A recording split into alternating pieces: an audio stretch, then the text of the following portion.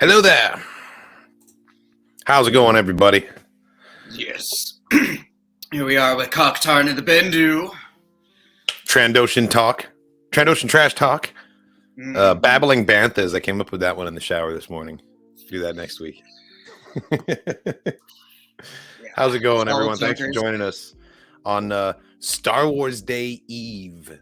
That's right. Make sure to leave your shiny nuggets and all sorts of trash outside for the Jawas to pick up. Yes, let's start that tradition. Yeah. If you've got take something from your junk drawer and just leave it outside for the Jawas. Random, some raccoon will get it for you. Car part. Yeah. Computer pieces. See what happens. Some chicken nuggies for little Grogu. Man, they should just make straight up Grogu chicken nuggies. That should be a thing, Yoda head shaped and frog shaped. Totally. Also, why don't they make a gonk droid that charges your phone yet?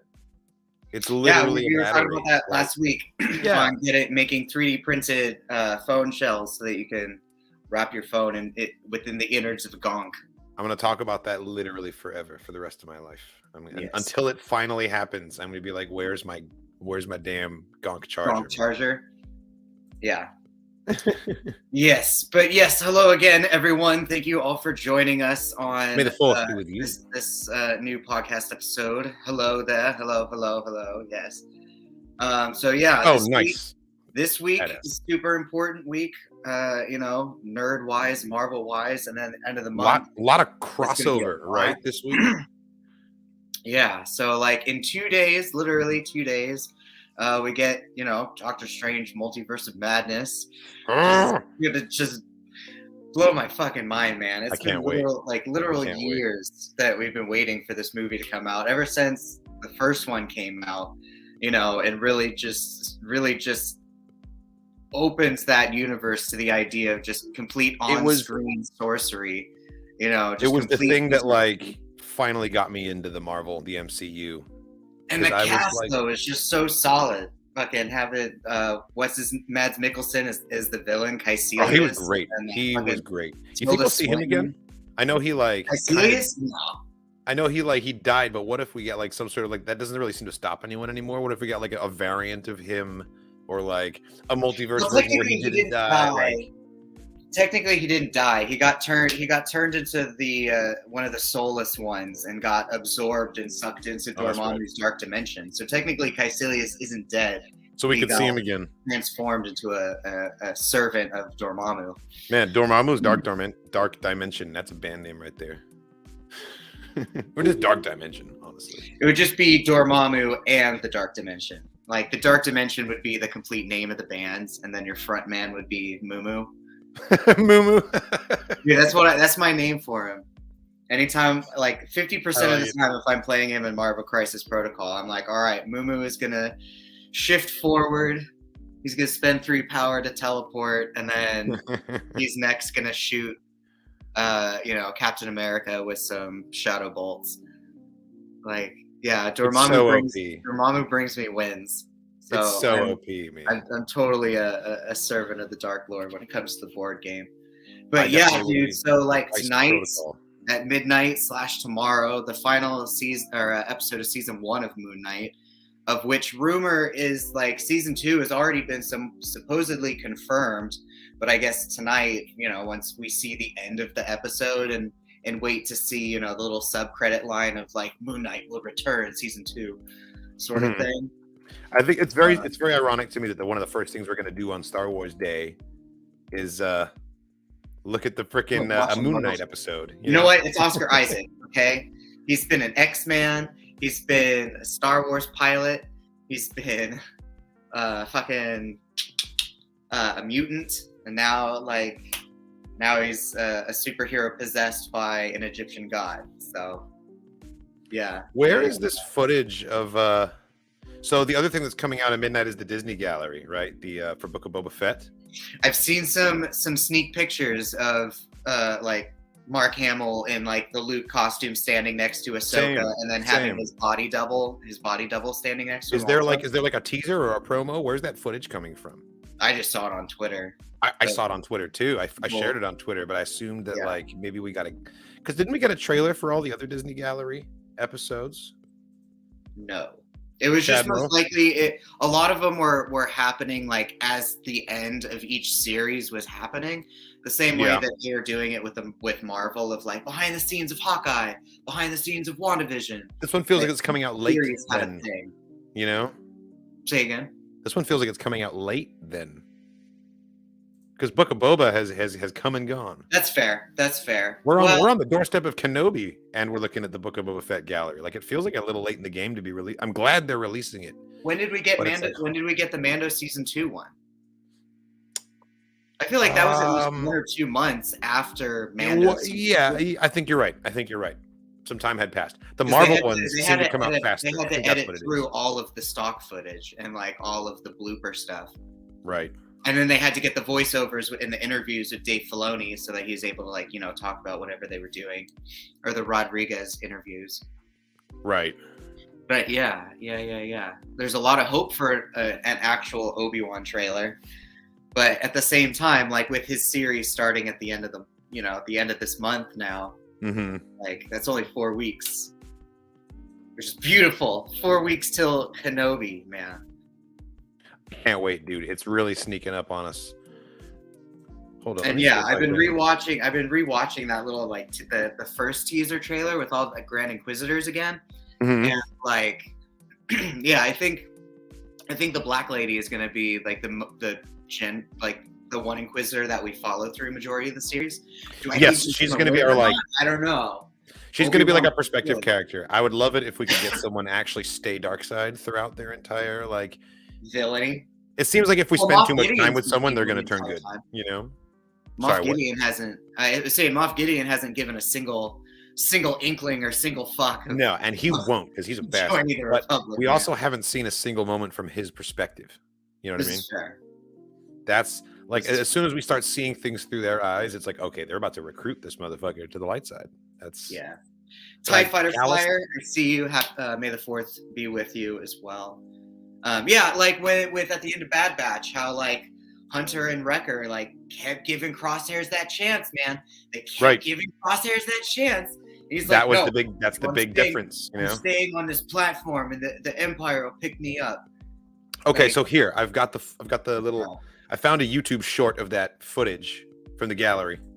Oh yeah, Baby like Yoda.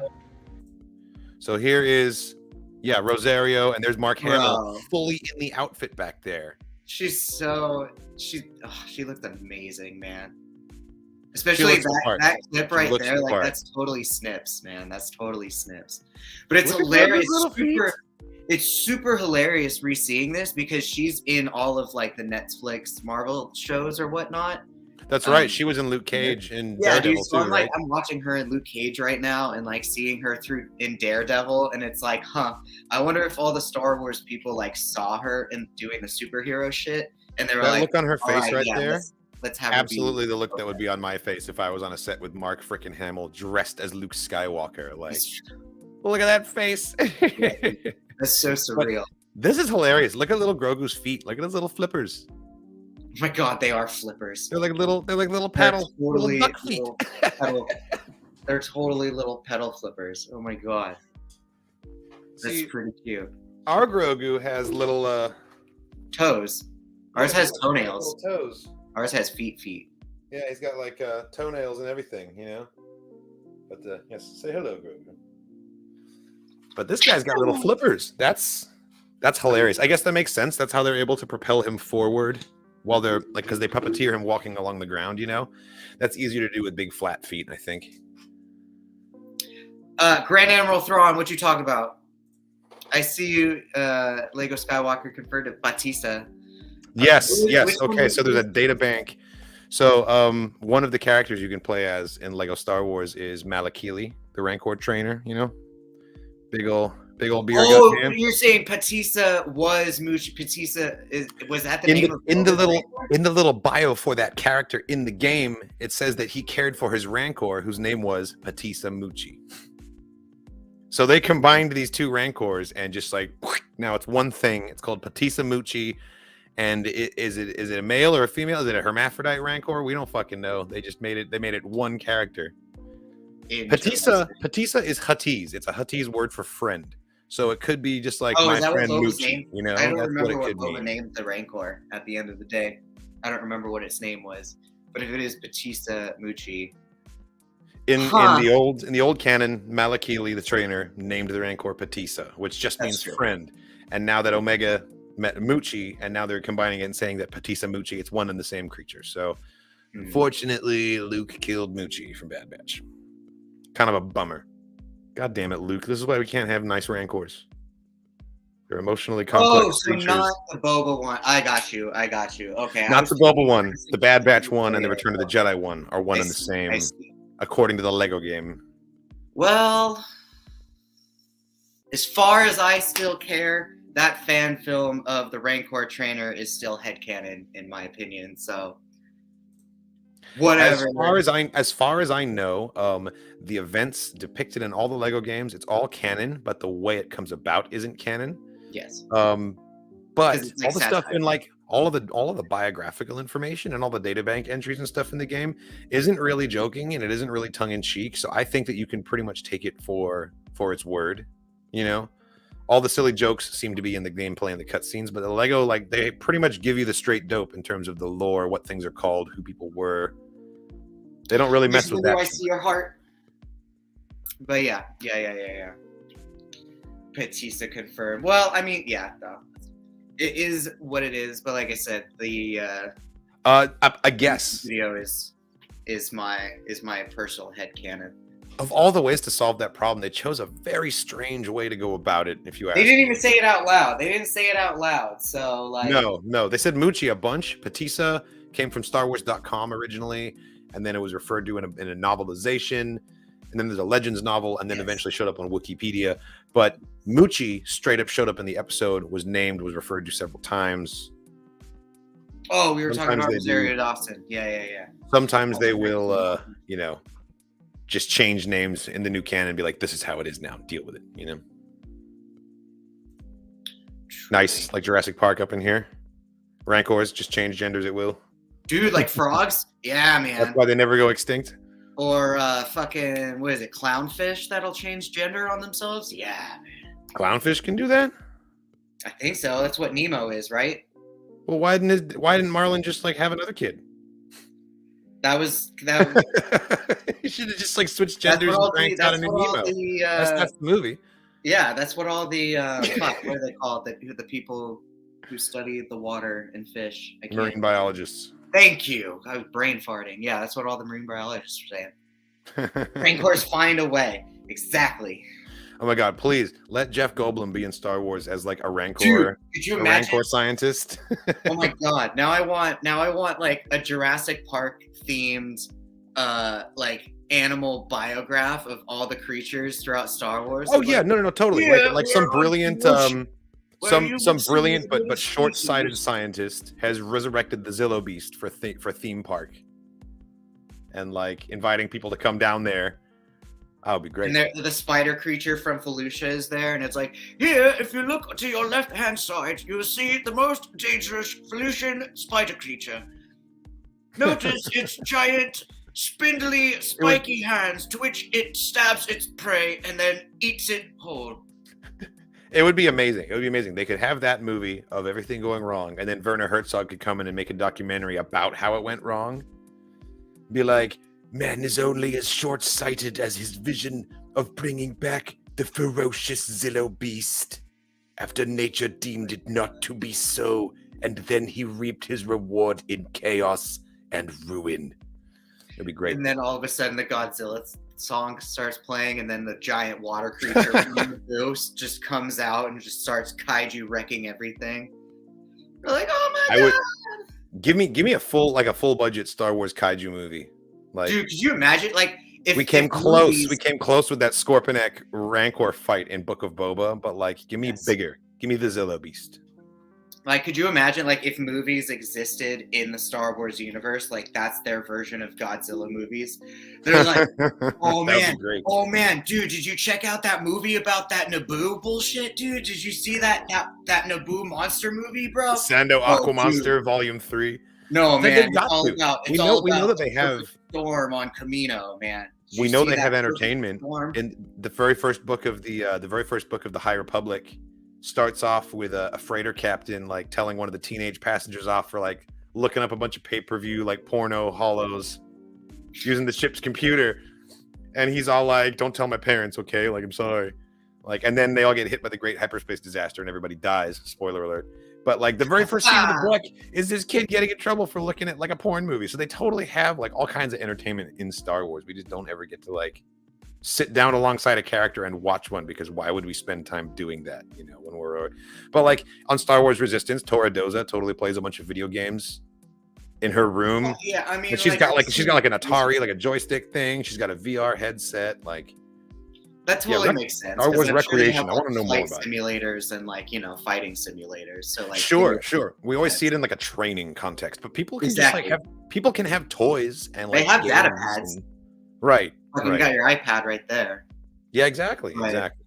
But yeah, the giant creatures, man. Like, could you imagine like a Jaws themed movie in Camino? And like you're just gonna need a bigger boat. You're just some kid on Tatooine and you've never seen water before in your life. And you're just watching this movie like, oh man, this water world. Oh, dude, yes. Crazy. Do you remember the Gorok from Force Unleashed 2?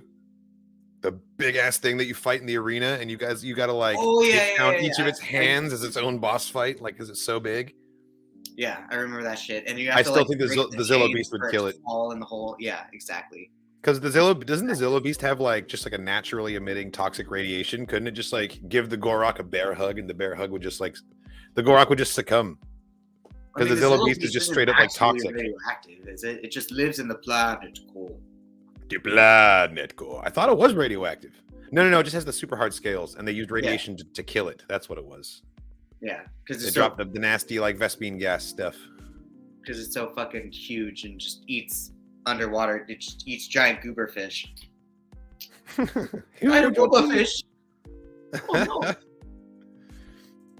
Yeah, it's hard. Like they couldn't even cut through that skin with lightsabers. Like it was nuts. And it's an abandoned plot line, man. They never came back to the fact that they kept some Zillo Beast DNA on file, and that Palpatine had them like lock it away so they could do like experiments on it.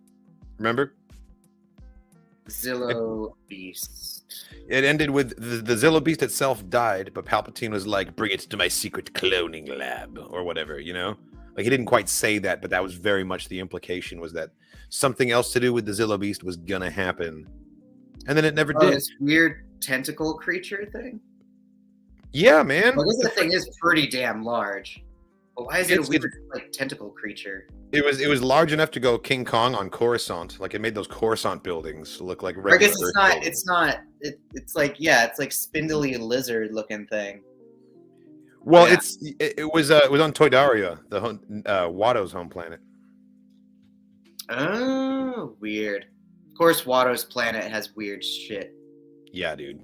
Well, the thing is, it was supposed to be like an ancient like protector of like an ancient planetary protector from myth and legends. It's actually kind of similar to the dragon from Shang-Chi. Oh, interesting. They were like, yeah, Zillo Beasts used to roam these worlds, and now they're like pretty much gone, and we respect that they're crazy powerful, but also we're glad that they're not here anymore. And then they wake one up. Testing a weapon, trying to kill the clankers. Because as always, the Jedi came in and just like yeah.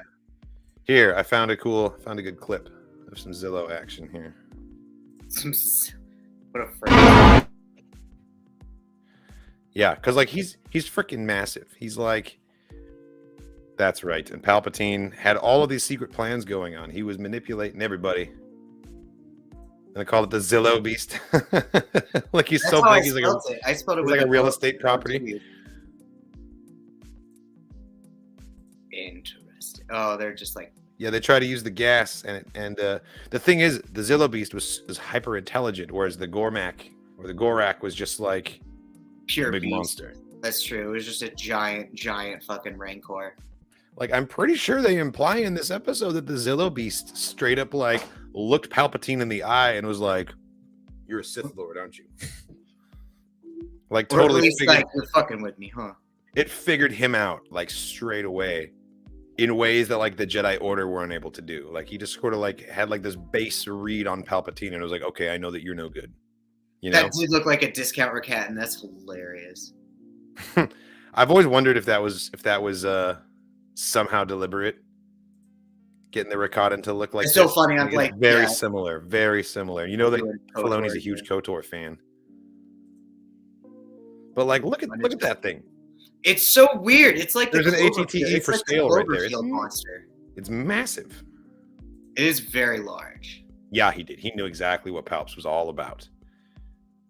And I feel like all You can just creatures smell in it. nature have the Force to an extent. Like, they can't use the Force necessarily, but they can sense things through the Force. Something about being closer to. It's like, Closer yeah, to this, like a it's primordial this status. creature is huge, but it also kind of shows how like truly huge Coruscant is too. See, look at this shit. He's Yeah. hey, well, absolutely, but like he's going straight for the hologram of Palpatine because he knows that Palpatine is like his enemy. Oh, interesting. Yep, all those people are dead. Yeah, mass casualty event for sure. This was definitely like a rough time for Coruscant. I'm still on the Zillo Beast side. Zillo Beast did nothing wrong. Oh yeah, no, completely. He was taking a nice nap underground. God damn, that guy just like somersaulted over that table. Did you see that? God. Full on King Kong status. I love this arc so much. I really do think that the Book of Boba Fett did the whole King Kong homage better though, with the Rancor climbing up in Mos Espa, because that was dope. Oh, Padme. Padamama, Panda Bear, whatever the hell her name is. Padme. That was a nice little gift. I wasn't expecting to see her face. Zach, if you think about this and every other episode of the Clone Wars, I think construction crews worked round the clock all day, every day. Dude, have you seen Power Rangers? So much damage they got to repair every single episode. It's like, have you seen the X-Men cartoon? Like, if they did, they'd be all over this. I'm sure those construction people just like, oh yeah, no, he senses that evil on Palps. He's like, oh, you have a bad smell. You have a bad Straight smell. up. He can smell his juju. He's like, I know that you mess Fucking with the dark side. Just You got an unhealthy mojo about you, sir, gentleman. Yeah, and that's the thing. I feel like if they could communicate with the Zillo Beast, he could have like ended the Clone Wars and been like, that guy's a Sith. Y'all know that, right? Where's Ezra when you need him? Seriously. Not even alive yet. Well, no, he would have been like a baby. Who else could do it? Other people could commune with beasts. Anakin had it to an extent. When do we really see Anakin communicating with doing Beastmaster shit? He does beast mastery with the Reek in the arena in Attack of the Clones. It's like charging him, trying to eat him, and he fully like calms it down and then jumps on it and uses him as a mount. Yeah, but that's not the same as Ezra's fucking speaking to spiders and. Well, that's because Ezra honed it, and Ezra did it over and over again and got really good at it. Anakin, with no training about it whatsoever, just sort of like as a gut impulse, just sort of calmed the Reek down because he's the chosen one, so he innately has that. But he's not great at it because he's only ever done it once, kind of thing. Din Djarin also did it with that fucking with the Mudhorn. The what? Oh, no, not with the two-headed. He did not calm down the Mudhorn. No, the giant mouth with legs. Giant mouth with legs. The little beast thing in season 1 where the blurg. Yeah. The blurg. Where the I have spoken dude was like, you're Mando. You should be able to, quell any beast. And he's like, fuck, okay, I'll like do That's this right. thing. Your ancestors rode the great mythosaur. Yeah. And he was able to kind of calm. He did some cowboy stuff. Like breaking a horse. That less force. There was less like sage wisdom. Like I'm going to calm this creature down with my zen, and there's more like, dang nabbit, come here, you varmint. I'm gonna ride you into the horizon, yeehaw, or whatever, you know, Mandalorian. That's Bando. Yeah. Oh man, that's fair. That's fair. We should. I want to see Din Djarin actually ride a mythosaur. By the way, it has to happen, right? He's on his way. He has to go to Mandalore and get teased it and touch the. He has to touch the singing. Was it the singing wells of? He has to go to the mines, the crystal caves, or like the singing caves, or something. It's like some crystal water shit in the underground singing mines. Something that sounds all delicate and fragile and not Mandalorian at all. Yeah, it's very elfy. It's very Rivendell. Come down to like the crystal tiara chamber or some shit.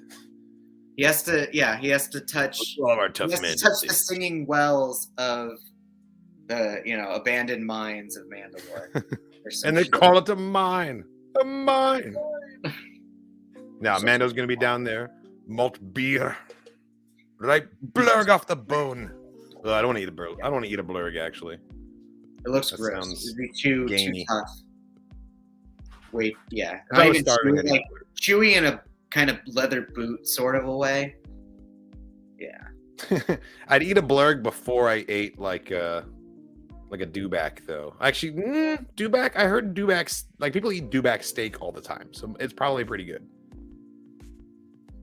Yeah, well, I mean, people eat gator. The living waters underneath the mines of Mandalore. Yeah, that sounds a lot better. That's a lot better than what I remembered. I was like, the whispering. Yeah, I was thinking whispering. I think I'm not writing this show.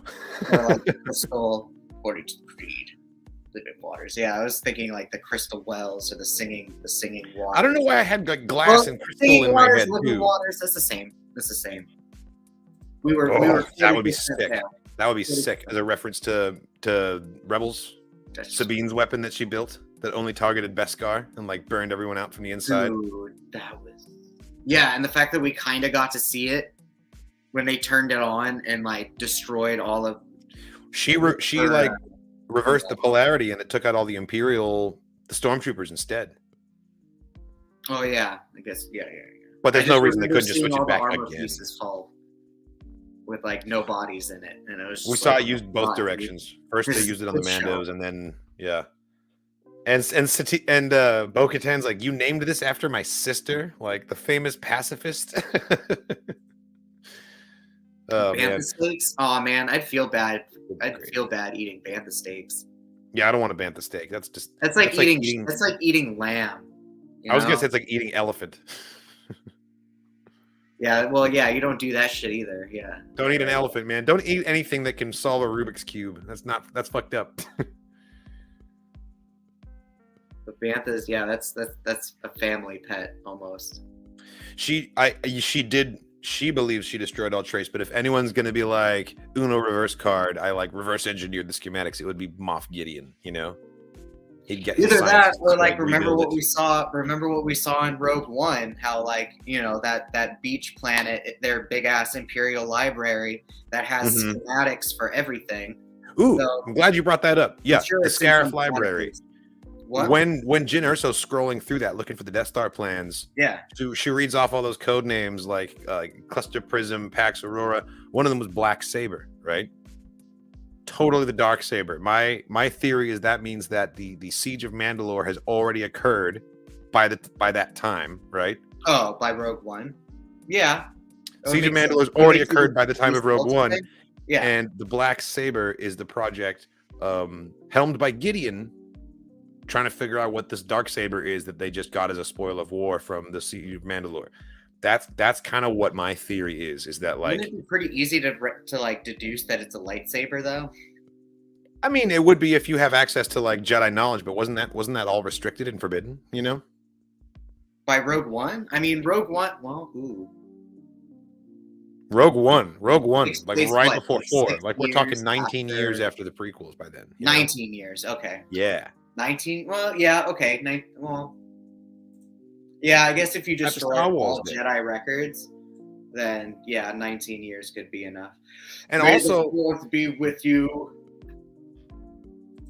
But yeah, It's true. They have backups upon backups upon backups. And it's also like Star Wars is all analog. It's all like you plug in big drives and you turn a big crank and you got to pull a lever and stuff. But at the same time, like, they've got some sort of cloud something.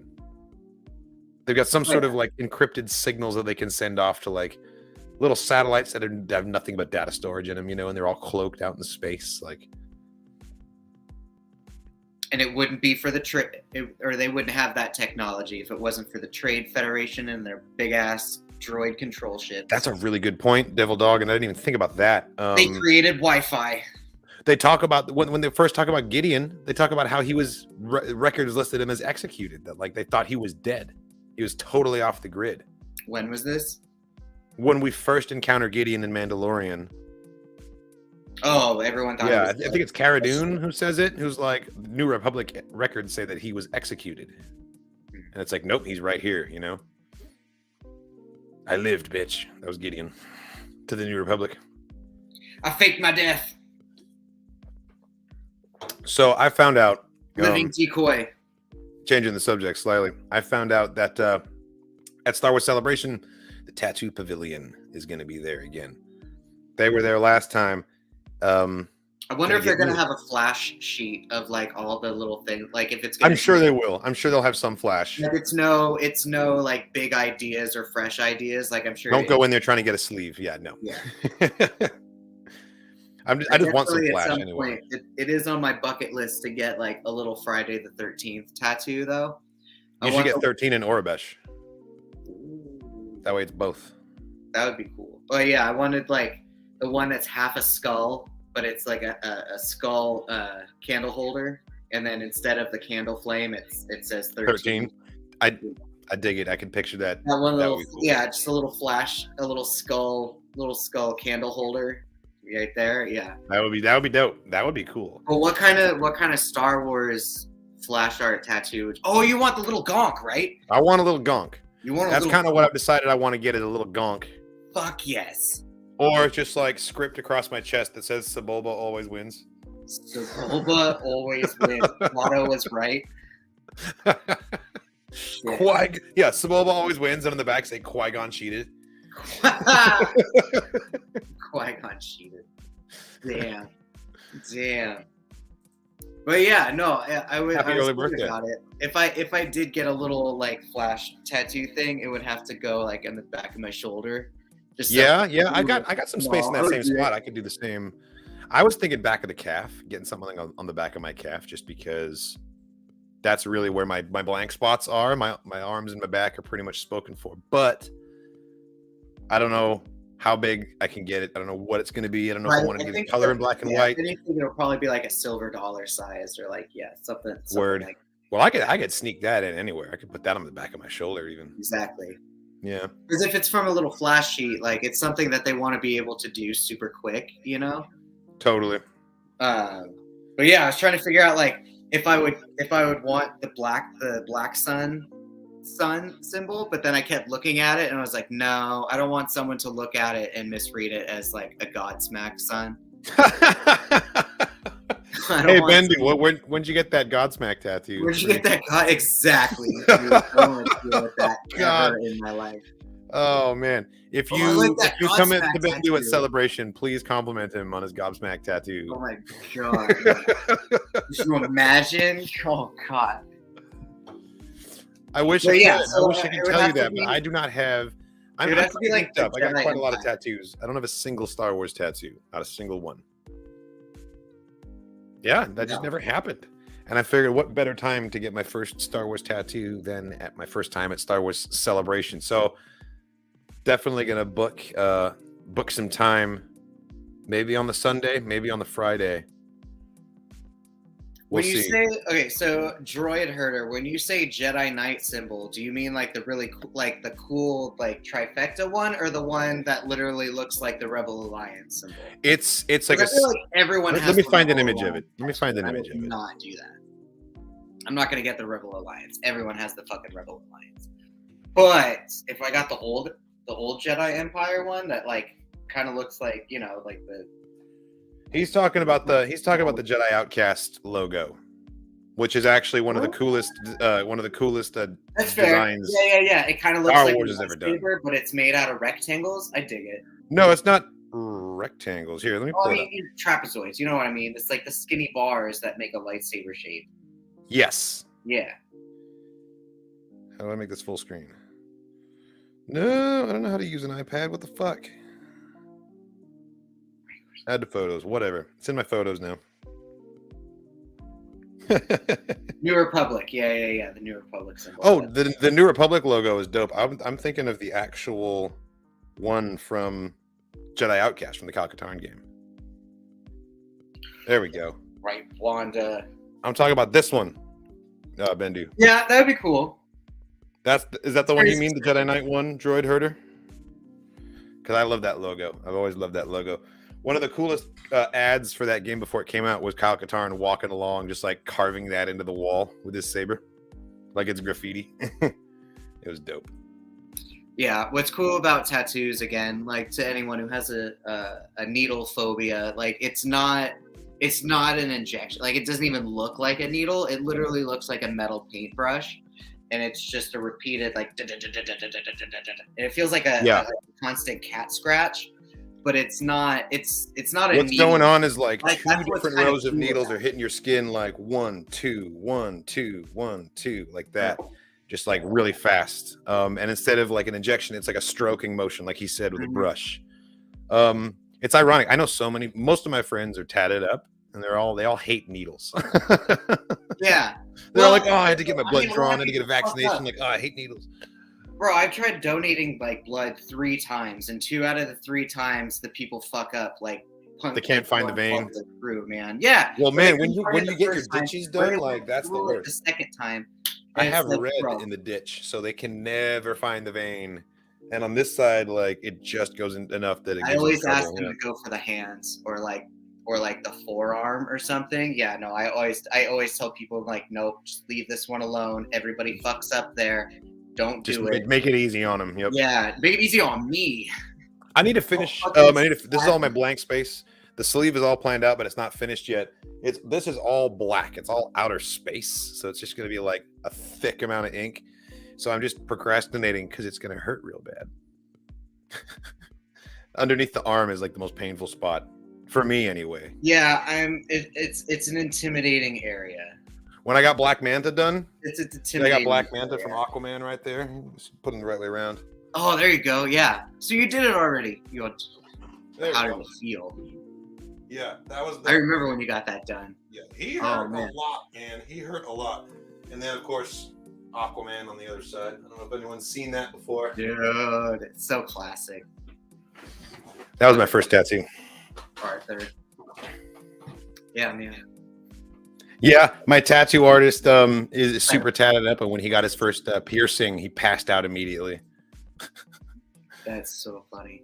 It's funny. Everyone is very much unique and like different with their pain thresholds and what it means to have like a tolerance. Yeah, I feel like the other nice, solid Star Wars tattoo that everybody and their mom gets is the fucking the Mythosaur skull. Mythosaur skull. It's like, nope, that's a negative. Everyone's got one of those. Mythosaur skull. What else is a big one that everybody has that I see a lot of Imperial cogs. I work with a woman who has an Imperial cog, actually. Wait, you mean the rectangle thing that the Imperial symbol? The symbol, yeah. Those three. I was like, yeah, no, we can't do those. Like, we're not allowed. It's against the law. There's too many of them already. No, I want a Gonk droid or I want Orabesh script. Unless you are a big badass and you end up getting an Alderaan tier. If someone in real life gets and they'll be like, what the fuck does that mean? Were you in prison? You'd be like, I was a drop trooper, man. I was in the shit. It's like, I lost my family in the great explosion of the Death Star. You can't do it, man. If you get an Alderaan, a tiny rebel lion symbol on your face, you can't do it. You can't do it. Gina Carano will beat you up for stolen valor. See, if I'm getting beat, track you down. She'll be like, he wasn't in my bud's class. He's a phony. He was never on Alderaan. We'll see. If someone has one, Oh, and Vader's helmet. somehow Yeah, they end up everyone watching has this, in the please outline send us a too. picture of your Alderaan tier tattoo. You know, someone has to have a tier. I would love to see it if that exists. I'd love to see that. Watch it be a competitive Battlefront player. Dude, could you imagine some competitive Battlefront 2 player has an Alderaan tier? That's the only time someone's allowed. I feel like if you're gonna get any kind of like a video game tattoo, like a you can get a character, whatever. If you're gonna get like the logo of a game, you need to go pro in that game. Oh, completely. You need to make that game your life. You know what I mean? Or the opposite, like you're a big like Tekken fighter, you know, fan, and then you get some NASCAR shit. I always figured if I was gonna get like a Tekken or football. a Street Fighter or like Mortal Kombat super fan, I'd get like the health bar over my heart, you know, combo arrows. Yeah. Yeah, exactly. Like The just like health how many hits I've got left or something like that. I thought about that. That could be cool. Cosca Reeves would make a dope tattoo. Should have thought of that because I've got Red Sonja on this forum. I could have put Cosca Reeves on the other one, you know. You should just do Afra at that point.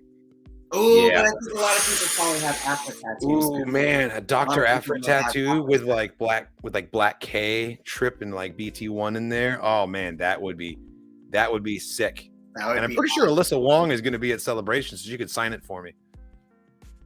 But you can't do big pieces. You got to do flash. You got to do small things. Well, for this one. But down the road, that would be pretty sick.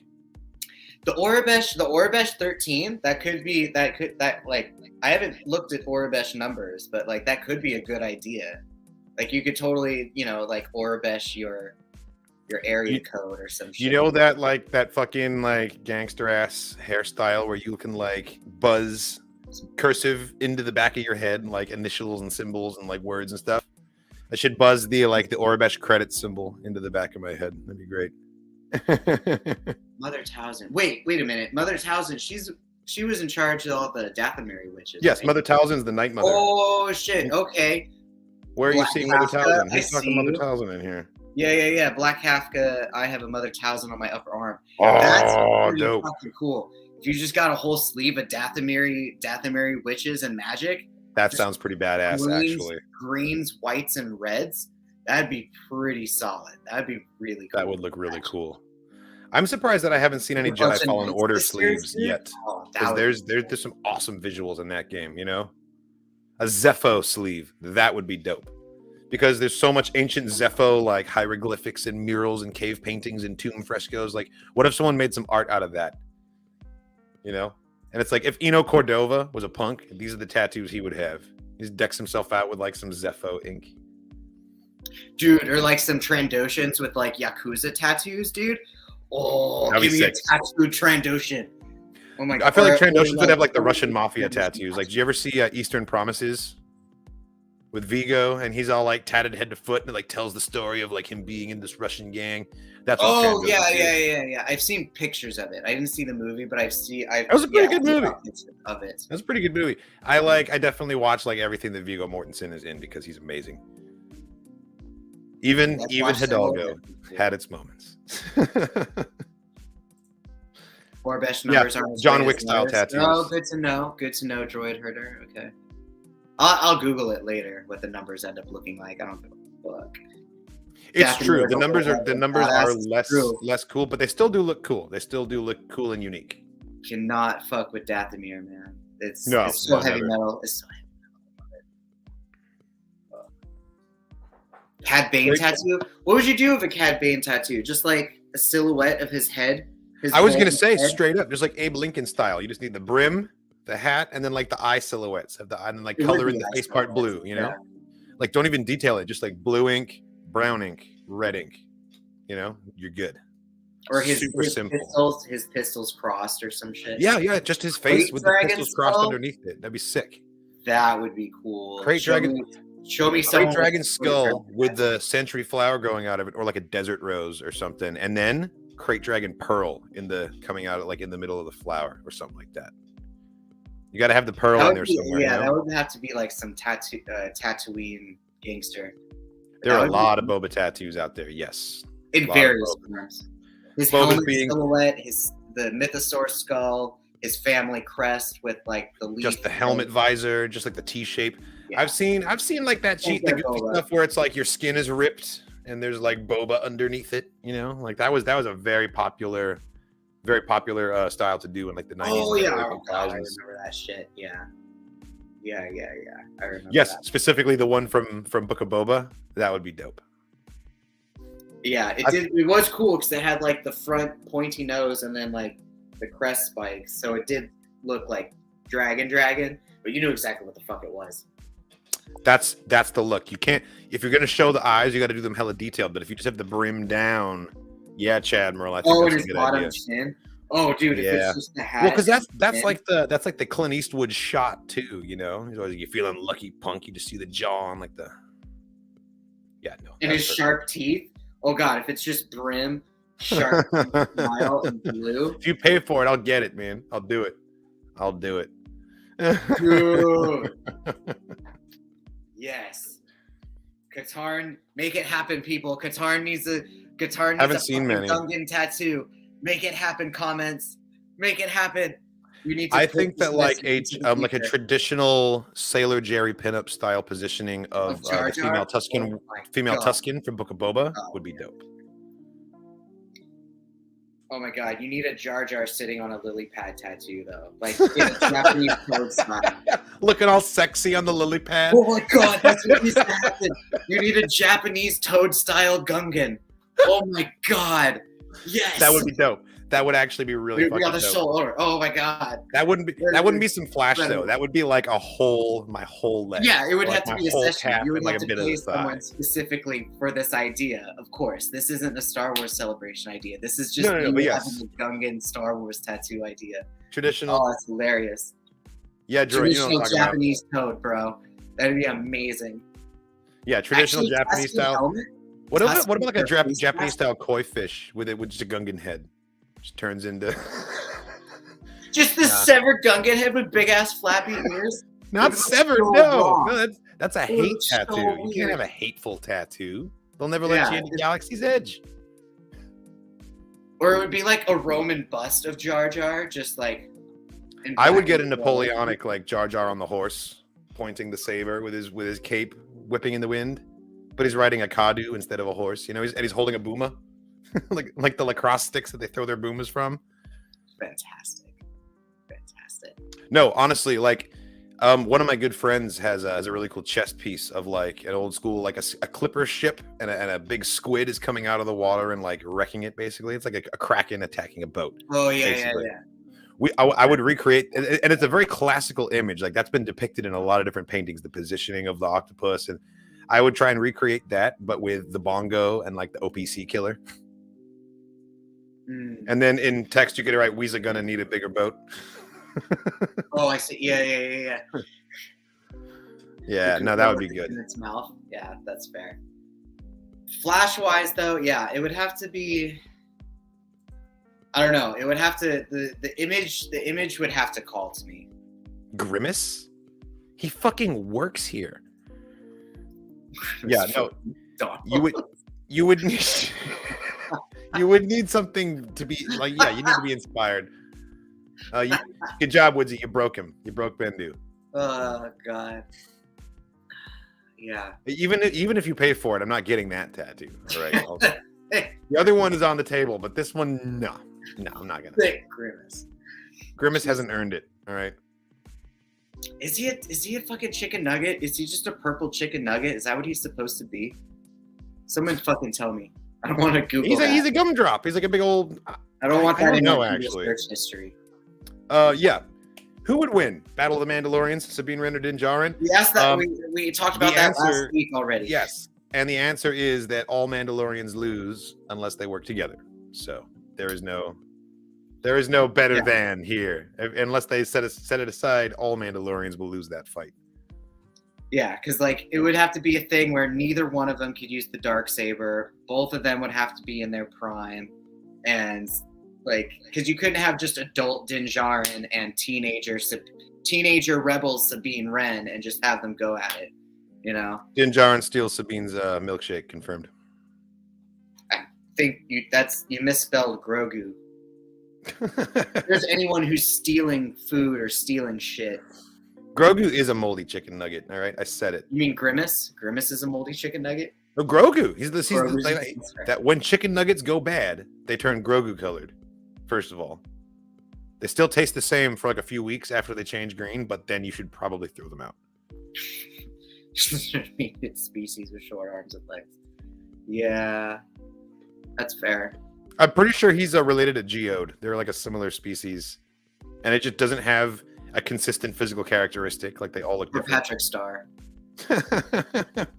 They're cousins. Ronan Chen, hello there. Gonna be hanging out with him on stream tomorrow, chatting Star Wars tomorrow on his channel. Tune in. If you're free, you should join me, but I think you're working, you said. Yeah, Wednesday nights is my closing. Right. And such.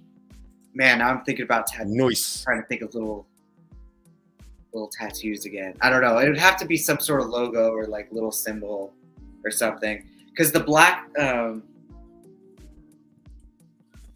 what's Maul's gang / Kira's gang? Crimson Dawn. Crimson Dawn. Their symbol. It's a circle with a line and a smaller circle. Yeah, which is looks like a gas station logo, so I wouldn't get that either. Yeah, Maul and his brother. Your gonk idea though is really solid, especially if I'm it's definitely just getting like a gonk. of a gonk. Like that'd be. There are so many different styles with its little that you legs. can do a gonk in. That's the hard part for me. Like I've got the object, I just don't know what way to do the object, and so I'm really hoping that they have some gonk flash that could just steer me in the right direction. People who have no tattoos overthink the hell out of their first tattoo, you know, because it's got to be perfect, because it's going to be there forever, you know, like, and you really work it up and you really overthink it. And then when you're in your like 30-something tattoo, which is what I'm at, I'm like, whatever, I'll pick it on the day. I don't care. That's fair. I hope they got something that looks good. Like, I don't give a shit. It's in the back of my calf. I can't see it. Like you become so cavalier and like blasé about adding permanent tattoos to your body after a while. I'm like kind of on both ends of the spectrum still. I won't just fucking get anything just to get anything. Like it still has to like mean something. Every tattoo has to have a reason behind it. I definitely have the ones that like I wish I didn't get. Well, not that I wish I didn't get, but like wouldn't get it a second time. Sure, you're definitely on the same boat. I don't know. I feel like it's more important for me not to be a client-zilla than it is to have the best tattoo in the world. You know? Yeah. Like, 'cause my tattoos are all good enough. They're totally awesome, but I'm not gonna be like making a fuss if the artist doesn't like. If I don't like the design, like change this, change that, change that. I'm like, eventually, I'm gonna be like, oh, he's an artist. He works with this medium. He knows better than me what's gonna look good on skin. Mm-hmm. Listen to the changes that he's trying to make because they're usually for the right reasons. Especially if you have no tattoos. Like, listen to the professional, please. That's like when I got my Aquaman, it was supposed to be like this big, and now it's like this big. I'm trying to think. Oh, you know what could be cool? If it, so, like going back to the idea of like just the simplistic outlines of character profiles or whatnot. Mm-hmm. I would get a simplified character profile of Queen Amidala's makeup from episode 1, the one where it's that would be dope. Geisha makeup.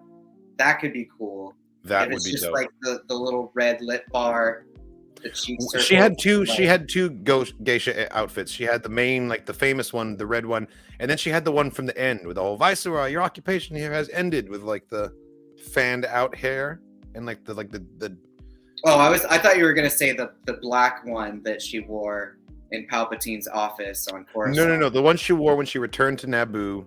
Well, Keira Knightley wore it when she returned to Naboo, when she talks to the Gungans the second time, and then when he's like, "This one's a decoy." Kind of geisha. I thought the black one was way more geisha because it also had like. Oh, okay. The Black Senate one is the most for sure. Yeah, the Black Senate one because it also had like that silver hoop thing behind her, and her hair was like kind of fanned out. She looks so good. She looks so fire in the whole movie. They announced they revealed the Celebration art show, some of the pieces that are going to be in there, and there's one that's literally just Padme's wardrobe, and it's just a series of outfits. it's dope. From Phantom Menace, I guess she had a lot of. Oh, I think they were Attack of the Clones. I think they were Attack of the Clones outfits. Attack of the Clones too. As much as I give Attack of the Clones bullshit, Padme's costume director, fucking phenomenal. Yes, definitely. The yellow floral sundress that we see in Naboo, man. Oh my god. I think Revenge of the Sith is the one where she has a different outfit in literally every scene. That's true. Between they finally pulled it off with Revenge of the Sith. Every single scene. Maternity clothes and her like battle gear for Mustafar. Yeah, that's fair. Therm Scissor Punch, one of the best Sabacc players in the Outer Rim. I know about Therm Scissor Punch. What?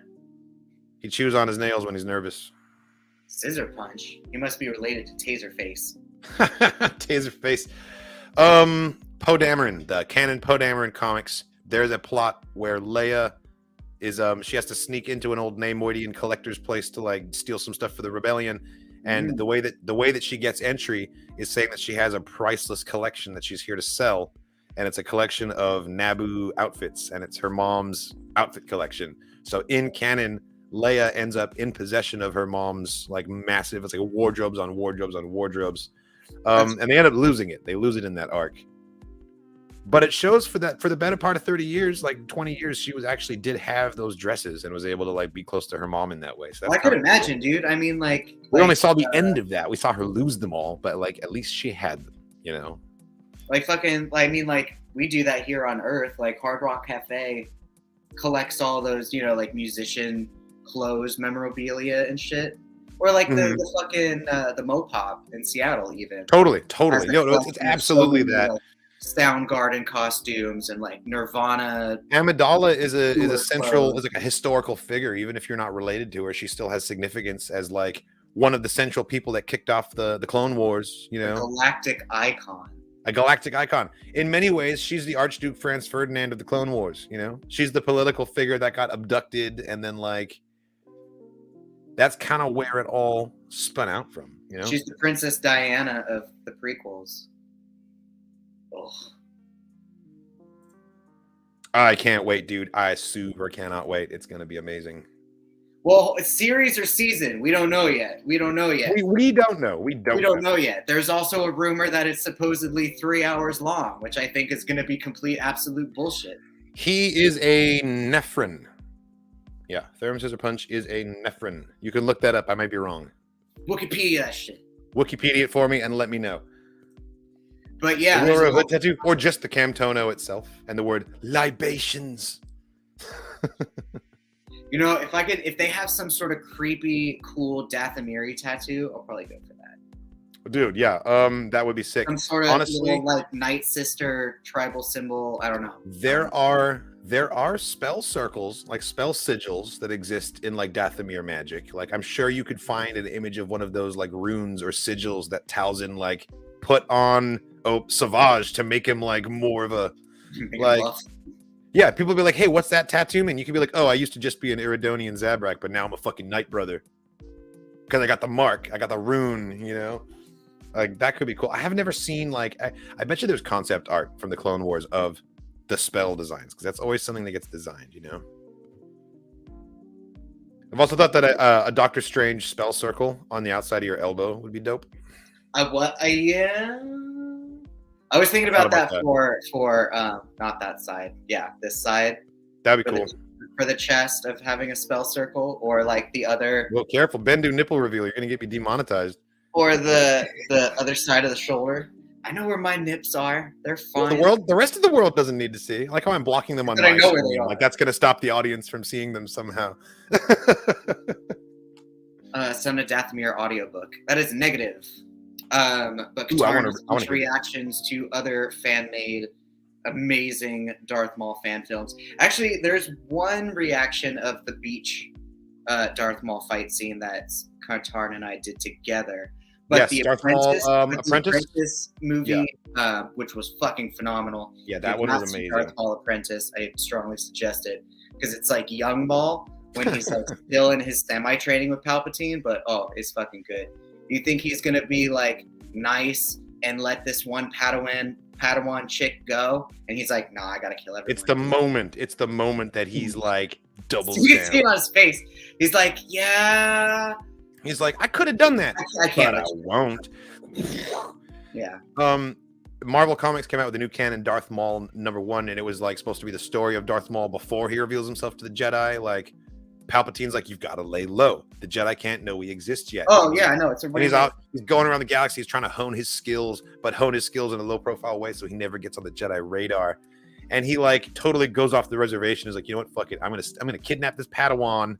Yes. Is that the Legends one or the new one? Is that the one that starts off with him hunting Rathars for fun? No. So this one was Dark Horse Comics, and then Marvel. That's the OG. That's the OG. Marvel yes. Re-put it out. Actually, yeah, this one's the Dark Horse, but Marvel re-put it out. This is the one where he takes over Black Sun. Yes. And he God, it's so good. He takes out the crime syndicate because Palpatine told him so, and we see him fight like a Twi'lek kind of dark side user, and yeah, we see him resist Force lightning. It's so fucking. It's good. so badass. The one I'm talking about is it's a new canon. I think it was written by Charles Soule, but it's Maul is like he's hunting Rathars for fun. First of all, just like to hone his skills, and then he finds out about an auction of a Jedi Padawan who's been kidnapped, and so he goes. And it seems like he's gonna rescue her, but he's rescuing her so he can kill her in secret because he just has to kill the Jedi. He's going crazy, and it's totally similar to that fan film that we saw about like him having hesitation with a young female Padawan. Can he go through with it and kill her? And then, well, we all know what happens because it's. He's like, I know who I am. Exactly. That's also the one where he goes to Dathomir, or he goes to Malachor with Palpatine, and he huffs that dead guy's ashes. Because there's all the corpses all over the place from the Jedi Sith War that have been like turned to ash. Like Ezra sees them in Rebels. Like Maul breaks one of the corpses and huffs it like it's a vision. And that's when he sees himself as a Jedi and like what his life would have been like. Yeah, the new like, canon Maul. I know who I am, and he fucking just kills the whole goddamn family, dude. Yeah, he just like cuts all their heads off while they're having like a nice meal. It's so over the top. I love it. It's a great Maul story. But that Dark Horse one you busted out is one of my favorites. It's one of my all-time favorite Maul things. It's so good, man. So the last thing that we got here is the Moon Knight finale, which is coming soon, coming in just a couple hours. And there's a trailer. There's a trailer for the final episode. Have you seen it yet? Nope. I haven't seen any of the trailers. Actually, I don't think they made trailers for the other ones. I haven't seen any trailers for the other episodes. Yeah. Negative. Let's take a look. Let's take a look at this. Mark, I'm here to help you. Fucking Harrow, dude. Fucking Ethan Hawke, man. Do you think he's killing it? He's doing amazing. Stephen. Both of these guys like awful things deserve not a an Emmy. Give Oscar the double Emmy. Your identities are not something to be feared, but something to be welcomed. This is all previous. Stephen. Yeah, this isn't the new stuff. I know you're scared. Hello, man in the mirror. I know you're confused. What are you? You sure you want to know? Man, it's too bad that Mark's the real one and Steven. Steven. Purple lightning shit. Hold on, so he comes back to life? Is that what's happening? Looks like Khonshu gets out. For all the things I've done. We'll fight together.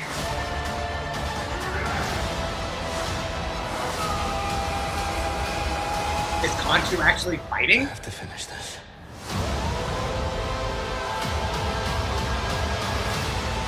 Could we get a physical fight between Khonshu and Ahmet?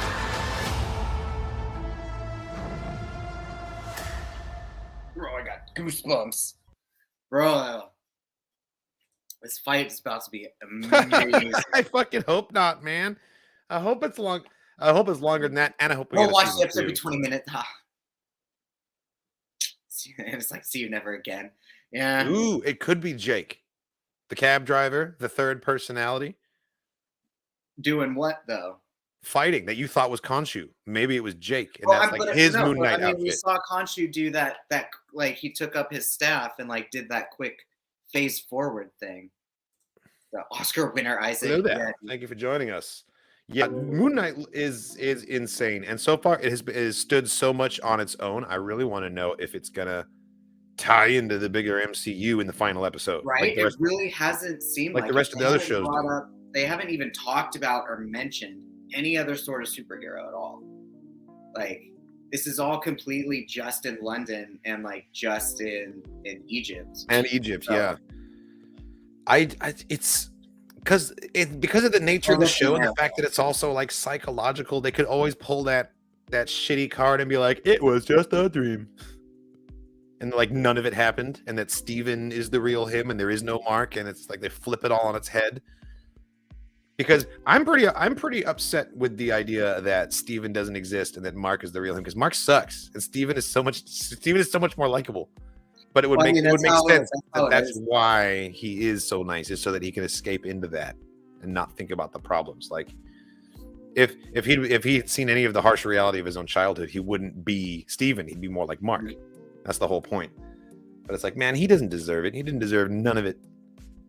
But dude, okay, so I was kind of wrong. Same. I was kind of wrong, but like kind of called it. Like, because I said that he probably killed Layla's dad. He didn't actually kill Layla's dad, but he was there. He saw it fucking happen. He was involved. He was the reason, yeah, but he didn't actually like pull the trigger. So we were. I'm sure they won't. I'm just saying, like, what if they did? You know. Rian, hello. Can't wait to see you all at Celebration as well. Oh, I know, right? It's gonna be fascinating and weird, because it's gonna be like a reunion for people that have never met before. Mm-hmm. And that's such a 2022 thing, isn't it?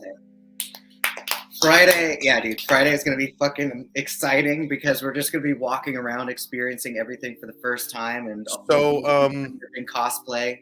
And then Saturday, you'll be there all day, and then I'll be doing after Celebration, after party stuff.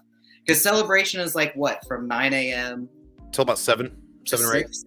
9 to On 6, Sunday, it's over at 5, and I've got a plan for us. So as you know, I'm staying at the Silver Star Suite with our good friend David, and we're gonna use his computer and webcam and everything for the reaction. By the way, I don't know why I didn't think of that. I was telling him about how I was like, I don't know what we're gonna do for the Kenobi reactions. He's like, oh yeah, we'll just use my setup, man. It's all good. So we're gonna use his internet to send it to Nerd Chronic. We're gonna use he has video editing software for his content, so we can chop it up. But we'll do a group reaction. It's gonna be you and me, David and Natasha and Heather, just group react for those first 2 episodes. It's gonna be a party. But on Sunday, there's a closing ceremony for the con that ends at 4:30, and then at 5 the con is over, and then we're gonna go over to Galaxy's Edge and catch the fireworks show. And that's how we're gonna close out the con, is at Galaxy's Edge. I don't know. That's another $100 for a Disney ticket for us to go to fucking Disneyland. Well, apparently we've got an in for a discount situation. We'll talk more about that later, but that is the plan that we're trying to set up. That could be a very cool, very solid close off of witnessing the actual. I'm on the fence about whether I want to do Galaxy's Edge as an afterthought, because that deserves the entirety of my attention on its own. That's very true. And I want to focus on Celebration mostly, but like, man, like what downtown Disney is still really cool because we can also experience the fireworks anywhere because it's going to be my first time going to anything in Anaheim, so downtown Disney would be a great first time experience too. Yeah. Basically, we're going to end up wherever the party's at, wherever the celebration continues to happen when the con's over. So that's the plan. Because I was also thinking Doctor Strange is obviously going to be in the movie theater still, right? And we should go see it together, dude. Go see Doctor Strange together. Yeah. Oh yes, we totally should. We should bring David with us too. That would be awesome. The movie theater is literally like a 5-minute walk from Disneyland. Like, it's not that far at all. That would be sick. That would be sick. Very easy for us to do. Because the last movie I saw in the theater was with you. I haven't seen anything since we saw Eternals together. That's what it was, right? Oh, was it? Yeah. The last... No. It was Shang-Chi. We saw Shang-Chi in the theater. We didn't see Eternals. I saw Eternals at home. We saw Shang-Chi in the theater. You're correct. Yes. And it was dope. Eternals. By the way. Shang-Chi and the Ten Rings. If you haven't seen it, it's fucking awesome. When the fuck did Eternals come out? Eternals came out afterwards, I think, but I saw it a long time after it like had already debuted. Like I was late watching it, but I watched it on Disney Plus. Oh, I watched that out here. That's right. Okay. So I saw Eternals out here, Spider-Man out here, and now Strange out here. So I also am jealous of people who live in Cali because I know people that just go to Galaxy's Edge casually every weekend. it's so expensive to live there. Fuck that shit. Apparently it's cheaper if you are a Southern Cali resident. You like can show them a utility bill or whatever. It's like 75 instead of 100, which is still a lot of money. But I also know people who spend more than $75 at the local dive bar every weekend just drinking. So like it's all about how you choose to spend your money, I guess. But yeah, I'm jealous of people that have the ability to be like, it's going to cost me like a tank of gas to get there versus me. It's going to cost me a plane ticket. It's going to cost me a hotel, a rental car. Like it's so much more involved. But if you live down the road, like, yeah, I'd live at Galaxy's Edge too, you know? I'd make myself broke spending like every dollar there on blue milk and lightsaber crystals. Dude, the saber crystals. Just reading through some No of way these, to live. reading through some of the comments here real quick. Yeah, no, I absolutely love and adore all the interaction that you guys give to us and what you write and all your questions and comments. Yeah. Thank you so much, everyone, for all of the love that you guys have poured on us. Got a for couple just being Twitch nerds. comments. A lot of these are from YouTube, which is really cool. But we got 1 or 2 Twitches in here, which is excellent. Well, we will see you there, Carpet 5028, except for Thursday. You're there all 4 days. Yeah, we'll see you at least 2 out of the 2 or 3. We'll be there together Friday, Sunday, and I'll be wandering around on Saturday as well. Yeah. Because apparently the only Saturday tickets that went back onto the market were for children, not adults. Adult tickets did not go back on sale. Yes, I was sent the fan film early, actually, Nice. because one of the perks of reviewing every Star Wars fan film ever made is that Star Wars fan film creators start to know who you are and they start sending you fan films early. So like I've got a couple fan films that are coming out on May 4th. The creators are like, hey, will you react to this? Will you throw a review up? So that's pretty awesome. I'm really glad. Yeah, the new film is awesome, by the way. Oh, did you kind of see little parts of it? Well, that's what I'm saying is Ray Kennick sent me an early link to like just to review it, like react to it early kind of thing. Oh man, Spencer Pollock. What if there was a series of young Obi-Wan Kenobi being trained with Qui-Gon Jinn and Master Dooku? Oh, that would be absolutely fan-fucking-tastic. Seeing young Obi-Wan and with like Qui-Gon and Dooku in their prime, like still part of the Jedi Council, and the Jedi Council like actually being the Jedi Council and not. That would be super cool. That'd be so fucking cool. That would be a fact that like. I would have been like, nah, no way it's gonna happen. Like, you know, it's too that moment in time has passed. But like with like the volume, with CGI Mark Hamill, with everything we've seen in the last like year or two, like I don't know what's possible anymore. Maybe we will get a show with young ass Liam Neeson somehow, like making appearances. Why not? They have the technology. If we get young Obi-Wan, then we get young Quinlan Vos, and if we get young Quinlan Vos. Or regular Quinlan Vos, that means we could get more Ayla Secura, you know? So, like, there's so much shit that, like, hasn't been touched on within, like, the current Star Wars universe that could still, like, become much more tangible, palpable shit. Like what we were talking about last week with what Jedi Tales could mean. Like, bro, give us an episode dedicated to Ayla Secura. Or, you know, right? Like, as much shit as we give Coyote Mundi, dude, like, give us an episode of Aura Singh being a Padawan, and give us the story of Aura Singh losing, like losing her Jedi path. Give us the story of Ventress as a Padawan becoming a Darksider. Like, there's so many things they could do there. But Captain, right? The clone voices were awesome. So props. Like they were one of the parts that I noticed in the fan film. I actually talked about that in the reaction. Yeah, stay tuned. My reaction to that's going to be dropping very soon. But not before the actual comes out because I'm not trying to do spoilers. So go watch fan film first. Yeah, exactly. Literally everything is possible now because of technology. And like, on the one hand, it's like, thank you, Favreau, for figuring that out. But on the other hand, it's like, this really makes me nervous about, like, I don't know if I want to live in a world where I can't trust my eyes that much. When it, in the scope of entertainment, it's awesome. But like, I can't the technology is going to get used outside of entertainment, and that worries me a little bit. Or like another episode of Jedi Tales could be something about like as much as we're all over Skywalker shit, but like what if we get Cade Skywalker? What if we get this pirate, bro? And they give us Skywalker, bro, with like the big ass armor, fucking Star Wars Legacy, bro, like Darth Talon shit, man. Like that would be amazing. Like, give us that, make that shit canon. Like, give us. Who would play Cade Skywalker? Who's your fan you know? cast for Cade Skywalker out there? Oh, it would have to be. Oh, Paul Walker's dead. God damn it, dude. Paul Walker would be an amazing Cade Skywalker. I would have liked. Oh shit. Josh Holloway, I think is his name. He played Sawyer on Lost. He's too old. He's too old now, but I would have liked him during the Lost years. He would have been a perfect Cade Skywalker. That's fair. He's got the height, he's got the look, and he totally had the attitude in that character.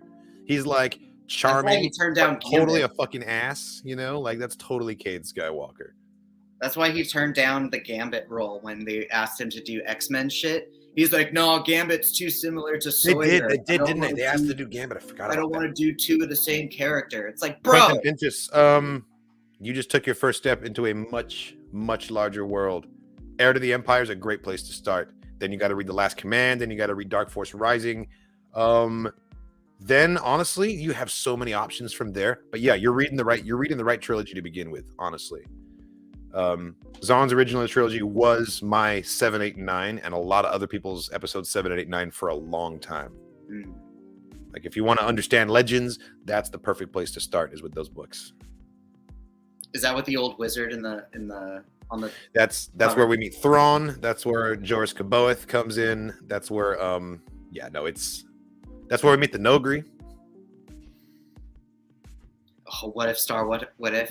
Visionaries was kind of like that. I mean, that's kind of the beautiful benefit of Star Wars visions. Spencer, yeah. I love the way you phrased that. You're just like, what if Star Wars? What if? Yeah. What if Star Wars? That was the whole point. What if? Visions is kind of like that, but Visions was also very much its own fresh take. I think they mean more like, what if a single thing that we know happened didn't happen that way, Like, what if C-3PO and R2-D2 had been blown up in that escape pod? Instead of being like, hold your fire, there's no life forms aboard. What if they'd been blown up and the rebels never got those plans? Like, how would it have played out from there, And then Luke went to the Imperial Academy instead of joining the rebellion and, like, all this shit. Like, it would be very interesting. In the High Castle. It would be very interesting, especially because we have such an in-depth level of knowledge of the timeline and how each event kind of builds on each other event. That, like, yeah, there's a lot to explore there, and I think that the audience would be really, like, tickled by that because we know it so well, We know those events. The Empire.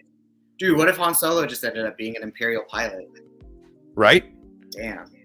He's just some grunt in the Battle of Mimban, and that's his contribution.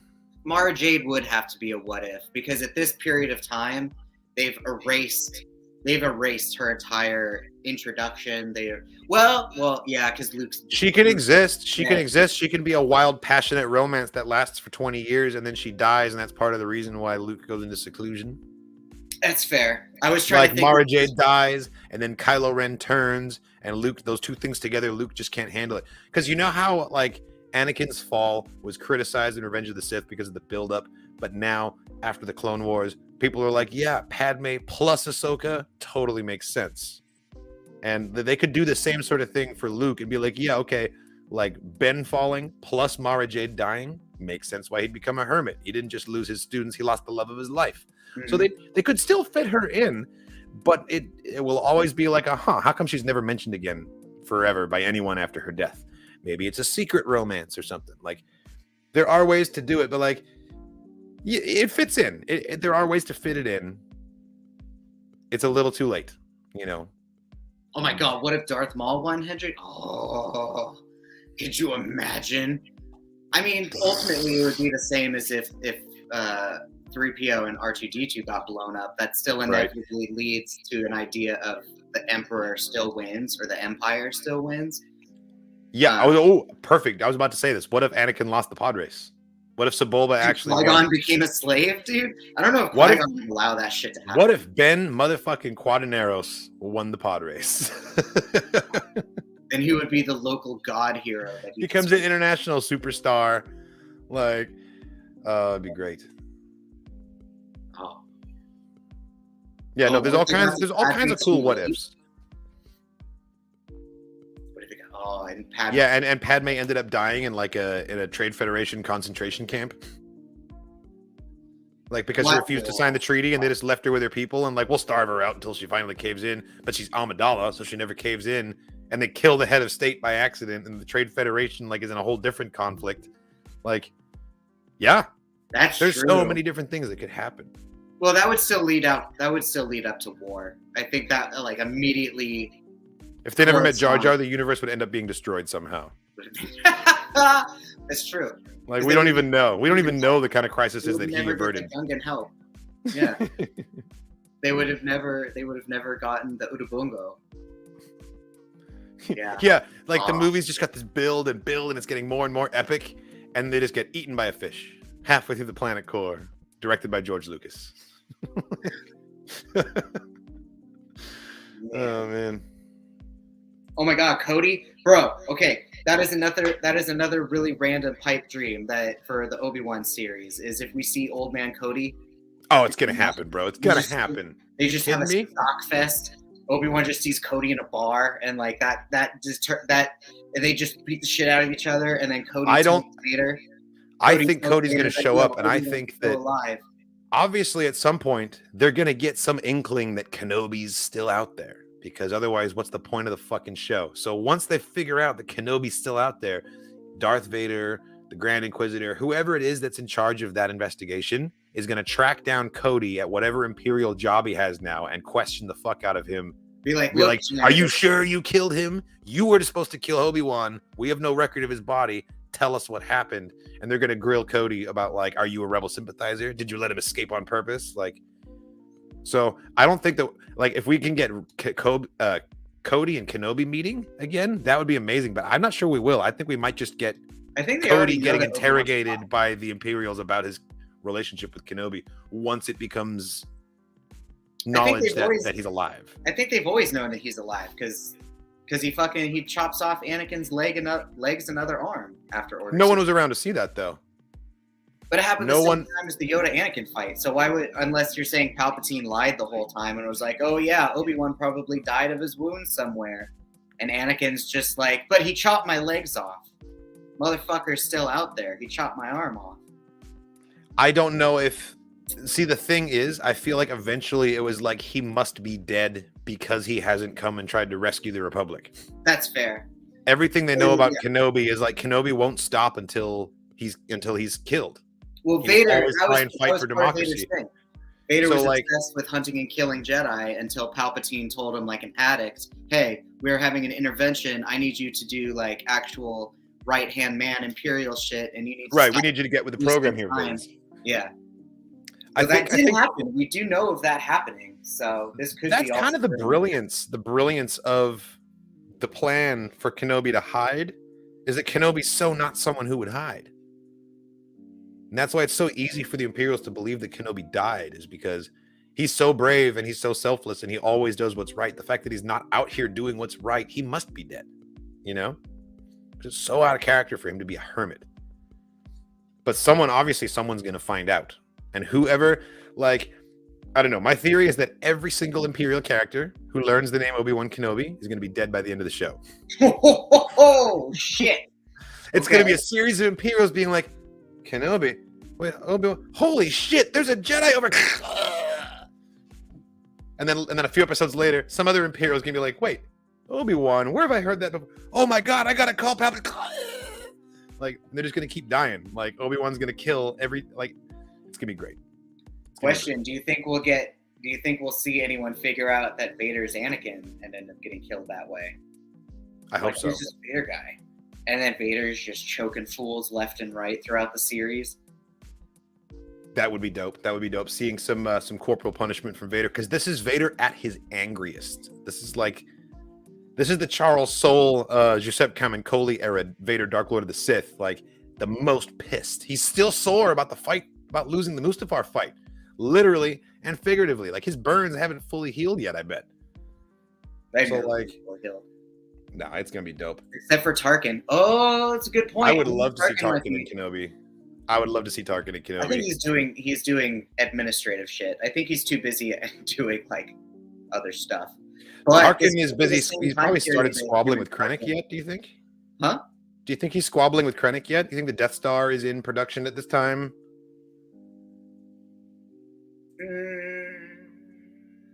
No, too I early think for that's the Death going to Star? happen after this. Okay. Because like he's dealing with the Krennic shit during obviously Rogue One, which is like what 3 years before New Hope or 5 years before New Hope. So they have to be within this like closer at the same time. Like, I was thinking about the time that the time Vader and Tarkin were like stuck on that one planet together, Mhm. and then they became closer friends or whatnot. Right. Yeah, that was on Ariadu. That was Tarkin's homeworld. Callio's Chronicles, that's cool. That's I do both of those things too. Bendu and I are both in Showdown on Iceball Station, which is a Star Wars RPG session, which we've turned into an audio drama. Yeah, dude. And I also do comic. Well, they're not comic dubs. I do comic dramatic reads on the fly with background music every Wednesday on Twitch on Comics with Katarn. Speaking of which, I'm doing one of those tomorrow, and I'm kind of hoping that we get some surprise Star Wars comic releases because that would be dope. I'll definitely be reading them right here tomorrow on Twitch. Yeah, I don't know what Tarkin's up to after the whole Bad Batch thing. But that he was doing Bad Batch shit. I totally forgot about that. He was doing administrative shit for the Emperor at that point. Because he was telling the other little admirals to like, all right, I need you to go on Camino and like talk to the scientists.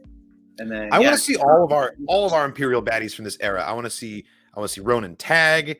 I want to see General Ramodi, Tarkin as well. I want to see General Veers. You know, Krennic should show up at least once.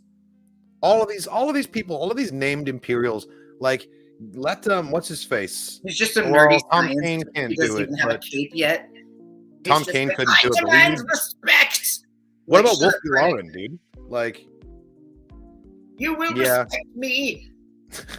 Krennic is all like he's a young junior officer. He's an upstart. He's just if they can't get Tom Kane to do Wolfie Lauren, I wouldn't want anyone new to do it. You heard the rumors that they've recast Thrawn for live action and it's not Lars Mikkelsen? I haven't heard anything. I don't understand why they would have to recast it. He was literally perfect for the role, and the face was even designed to look like his face in animation. So if it turns out that it's true that it's not Mikkelsen, I'm going to be pretty bummed. They better bring in someone awesome as a replacement, because so far I haven't been thrilled with the animation to live action of voices. Obviously, Katie Sackhoff was perfect. Rosario sounds nothing like Ashley Eckstein to me. She looks perfect, but she sounds nothing like Ahsoka. And Thrawn, all we've got is the voice. Man, don't change the voice. You can paint anyone blue. Just let it be. Like, at least they let Corey Burton be Cad Bane for Book of Boba. Like, that voice was perfect. Yeah, Bo-Katan. I was really pleased with live action Bo-Katan. They just knocked it out of the park with that character and that casting. Cadbro, I don't know if I believe that. I don't know if I can believe that, because James Arnold Taylor appeared in the Jamie Costa Kenobi fan film, and they still let him voice Obi-Wan over and over and over again. So either they're applying that rule arbitrarily, or that's not accurate. But either way, man, if he's doing a fan film, that just proves that he's a Star Wars fan. That means you should want him on the project, you know? Mm-hmm. It'd be disappointing if that turns out to be the case, but you never know. We will find out more later. I don't think Cody removed his chip. I don't remember what I saw that briefly somewhere. Someone said something about Cody removing his chip. No, he was too pro Empire. Cody never. I don't. He never did remove the chip. I don't imagine that he would. We also still don't know if the chips degrade over time or not after activation. That was a question during Bad Batch that we never got answered. Yeah. But hell yeah, Cornhorn, Corsac.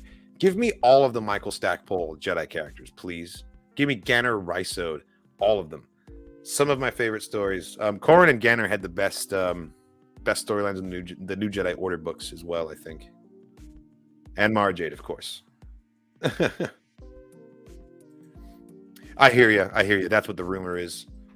Well, I hope that turns out to not be the case, man. That would be I'll be disappointed. That take the wind out of my sails a little bit. I mean, regardless, I know I'm gonna like the show, but like every time we get an announcement like this, it makes it feel less like this is a Rebels sequel and more like we're kind of bastardizing elements of Rebels to give live action fans what they want. It's like, come on, man! I just want my animated complete story. Oh yeah. I want an animated conclusion to Ezra Thrawn and Ahsoka's story. I'm just worried that now that Ahsoka is in live action, we're never going to get animated Ahsoka again. It's just going to be Rosario Dawson until the end of time, which would mean never getting to hear new X9, and that's disappointing. I mean, we still had. They gave us 2 different Ahsokas at least. They gave us final season or final Clone Wars season Ahsoka, and then yes, we still have Ahsoka, but that was before Rosario. Yeah, and then there's Ahsoka the White also. So there's always right. We're probably gonna get that moment recreated in live action. Yeah, or just like an animated Ahsoka miniseries, like as it is, which could depend on how well the live action Ahsoka series does. So if the live action Ahsoka series does well, maybe they will. Filoni might give us a random animated. I hope so. I freaking hope so, man. Yeah, D. Bradley Baker, dude. He does all the voices. Not just in Clone Troop 99, but all of the clones everywhere. And if you think that's cool, he's got even more range. He plays both Appa and Momo in Avatar: The Last Airbender. Who is this? D. Bradley Baker. Oh, yeah. He's all the clones, and then he's Appa and Momo as well. Really? Yep. Holy shit. Okay. That's why Lieutenant Appa in the Clone Wars has the arrow on his helmet. That's fucking adorable. Holy shit. I'm gonna have to Google that helmet. Yeah, the fight, the mocapped fight from the end of yes, end of season 7, and Lauren Mary Kim did the stunt fighting for that. She also plays the armorer in Mando, and is clearly quite the badass. Oh, and yes, let's not forget Perry the Platypus from Phineas and Ferb. Very important. It's a very specific sound.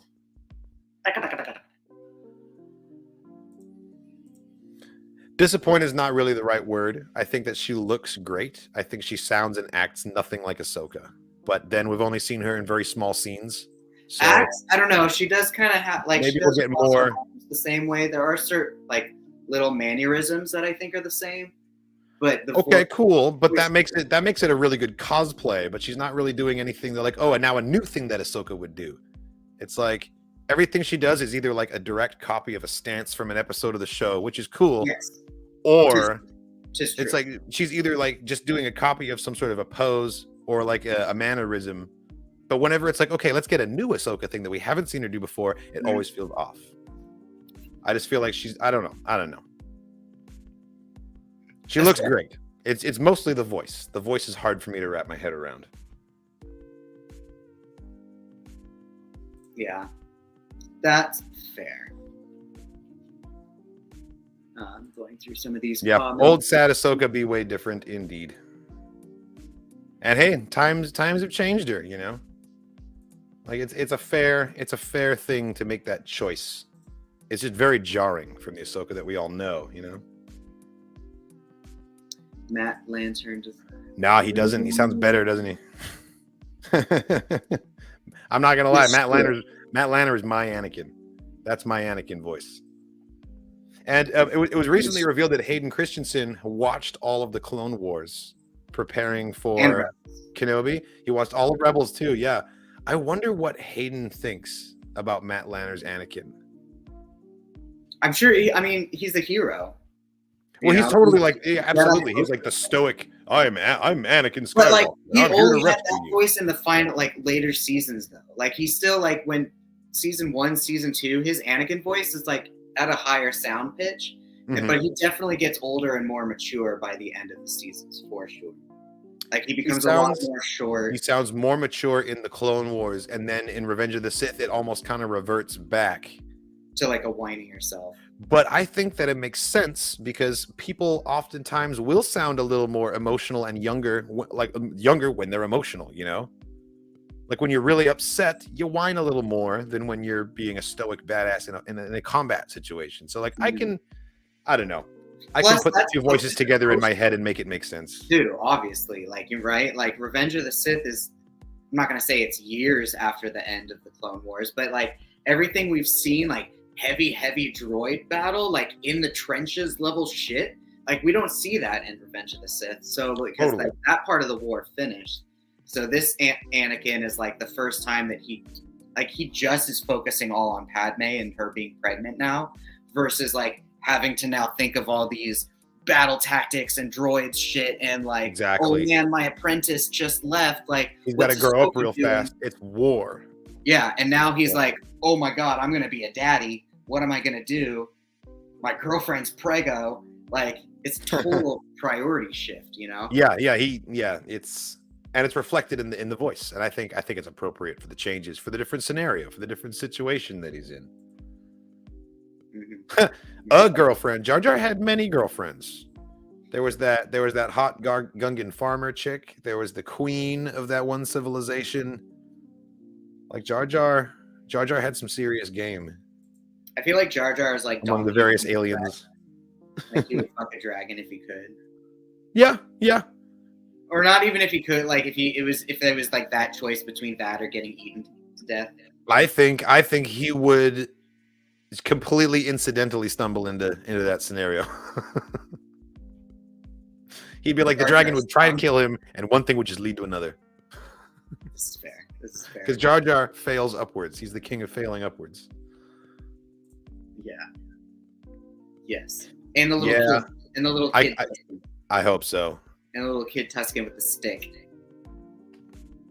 Yeah, the kid Tusken can die. I was less attached to the kid Tusken. He was cute and all, but I really hope the warrior lady, if anyone can survive that massacre, I hope it would be her. But I think the depressing writings on the wall, I think they're all toast. Way to go, Disney! You fridged an entire tribe of Tuskens so that Boba can get his brains nobody's back. dead unless you see a body. Yeah, that's kind of true. Nobody's dead unless you see a body. That's fair. I mean, they keep proving that right, don't they? They keep bringing new people back. Luminara. So maybe in Book of Boba season 2, if we get it somehow, Tusken female number 1 returned. I wouldn't hate it. I wouldn't hate it if they explain it well. Maybe she's got robo guts. Bib Fortuna comes back. You know, all the musicians that had to survive all those explosions. Oh, Max Rebo, yeah. Max Rebo, him too. You know. Did Max Rebo survive? Yeah, he wasn't present at Madame Garza's when they blew it up in that last episode. Madame Garza, man. He wasn't there. That's still someone sent him a message and was like, "You're cool. Don't come to work today." Yeah. They're like, "You're an international jizz legend. We can't have you coming to work and getting blown up in this."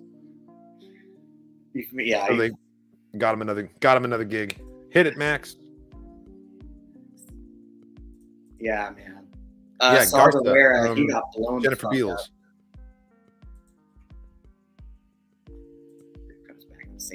Bib comes back with the same Fennec guts. No, Bib Fortuna comes back with spider legs, like Maul. He's just consumed by his hatred that keeps him alive. Yeah, exactly. He was consumed by the dark side, and now he's good to go. Totally plausible explanation. And that'll be season 2. It'll just be Boba trying to fight Bib Fortuna to get the palace back. Yeah, man. If I recall, Robot Chicken had him just like he just took the explosion. He just like took it on the chin and then like climbed out of the rubble and like made his way to the gig. Yeah. Robot Chicken proposed that Max Rebo's just straight up like invulnerable. He just like handled it. Well, when you're blue like that, I mean, you could be fireproof. Nobody knows. Yeah, Abadi Abadai. Revenge of the Bib. I'd watch it. I'd watch that movie. I'd stay in line for it. Jedi Jabba the Hutt. We haven't seen a Hutt Jedi in the recent canon, but we did get quite a few like combat capable Hutts. This is true. They all had robot walkers that like they all have like exoskeletons that they fight on. Yeah, it's dope. It's so weird. Gracchus the Hutt was like the swole Hutt too. He was in the High Republic comics or in the Darth Vader comics. Moving fast. Yeah. He all like had muscles. It was funny. So freaky. Something that large and fat shouldn't be able to skitter that quickly. No, yeah, it's terrifying when something really big and fat moves quicker than nature intended. That's like the security guard that worked at my high school. He was like, no, like legit. He could move faster than nature intended. He was like 350, maybe 400 pounds, massive dude. But if you were like all the way at the end of the hallway doing something bad, he would be on you like in 20 seconds. Like, dude could run faster than like, I don't even know. Just keeps that momentum going. Yeah. The shape of a person does not dictate everything. Like you don't know what they're capable of. But yeah, huts are just terrifying in general. Sumo huts. He sounds like Mocklop. Nah, dude. It wasn't like Paul Blart running at you. This was like a terrifying, large dude. Big moving quicker. And half of your brain is like, I need to run. He's going to beat my ass. And the other half of your brain is like, how is he doing it? The momentum, exactly. Yeah. You just have to face him like a rhino, and you just wait till the last second to sidestep and just pivot out the way. Pull a Django. You're worried about that. Get one shot off his eyeball and run to the. Then you're worried about his massive arm reach and just clotheslining you with him. Yeah, you can't get around it, man. He's as wide as the hallway, and he's coming. It's like the rolling boulder in Indiana Jones. Like you can't get around it. It's like the bosom of Abraham. You're just gonna get squished. Yeah. That's why I was so good at track and field in high school, because of the security guard. Oh man, dude. So in conclusion, momentum. Yeah, you get killed by sheer inertia. In conclusion, Katarn is going to get the gonk or the outline. Yes, somewhere a gonk of some kind. Celebration tattoo. And you might, if you find some flashing light, right? Motion. You said on Twitter, you said you already got your lanyard and ticket, or did you get an email saying that they were mailed to you? Or I got a shipping confirmation today. They both shipped. I didn't get a shipping confirmation. What the fuck? Yeah, I got a shipping confirmation that the badges are on their way, and I got a separate shipping confirmation about my dope-ass new shoes, just coincidentally on the same day. I bought yours way before I bought mine. I did buy mine before you bought yours. Like some people have already had their badges arrive. Like I know people that have media badges have arrived. I know one guy with 4-day pass has already got it. Media badge, I suppose. But I think also people who live in California are going to get them faster, just because it's a shorter distance to deliver that. And I'm closer to California than you are, and I ordered mine first. But I don't know if that matters. I think that it doesn't matter when you ordered; they shipped them all out on the same day, kind of thing. Yeah. I've been wondering whether or not I should forward it to David's place and just have the tickets sent to Anaheim so that they're there when I get there. But I wasn't sure when they were going to ship, and they've shipped early enough that I think I can get them before I jump on the flight. I was going to say that would be a very dangerous game. I'm not trying to roll those dice, man. I'm going to roll a 1. I'm not trying to do it. There. But thank you. Yes, Reed Pop. It was under Reed Pop in my email too. I don't have mine yet. But I still have my QR code thingy that you scan with my confirmation number and everything. Same with my photo. Yeah, so that's the thing with Sunday. That's right. When I'm talking about my friend David, we're talking about my friend David Filoni. For any of the photo ops, no one had, like, all of their times still say TBD on them. So yeah, if celebration ends at 5:00 on Sunday, I guess all the photo ops have to happen before that time, right? So. Yeah, we'll see how it's the kind of thing where they're like the con floor gets closed between 4 and 5, and they want everyone out by 6.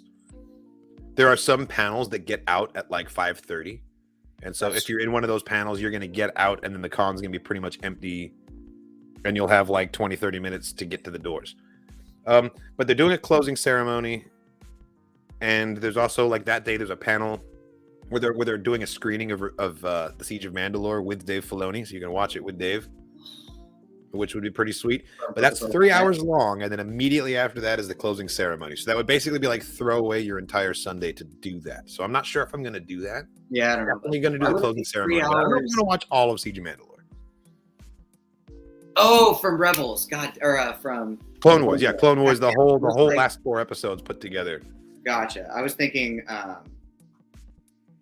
A little bit. I thought they were going to be replaying the whole nice the Armorer's flashback story. I thought that's what they were and you were watching that with Filoni for some Oh reason. no, I was not thinking it was going to be the four full episodes of It's- Maul right. versus Ahsoka fighting on scaffolding sort of shit. I mean, that's really cool, but yeah, 3 hours. It's dope, but that's a time commitment. That's for people that are like they get the 4-day pass. They've seen everything they need to see, and by Sunday they're burned out. They can watch Clone Wars. Yeah. I'm not going to be burned out by then because I'm only going to be there for 3 days. Yeah. No, it's going to be awesome. So, but tomorrow for sure, I'm wearing Star Wars socks. Yeah, nice. That's the only, and probably watching Star Wars when I get home from work. Tomorrow, I'm going to be doing all kinds of Star Warsy stuff. I'm going to be watching the Disney Gallery behind the scenes for Book of Boba Fett. Going to read some Star Wars comics. Gonna probably play some Star Wars games. Do some streaming. Yeah, dude, play through KOTOR still. Hell yes. So yeah, I'm gonna start playing using KOTOR. yellow. Well, right now she's using a blue lightsaber, but I think I've decided that Khonshu is going to be using a yellow lightsaber throughout this playthrough because I've never really used yellow, and I don't know. My current character looks good with the yellow, so we might just Rey Skywalker this story. I feel like Khonshu is either a yellow saber or a white saber kind of name. But you can't have a white saber in. Right. So yeah, yellow saber is a good way to go. Yellow saber is a good way to go. I'm going to try the yellow. I've never really rocked a yellow saber before, so I'm going to let this character do it. And I determined that majority is going to be Juhani and Canderous. But now I want to make a dark side Khonshu character, so I can use HK-47 for a majority of the time.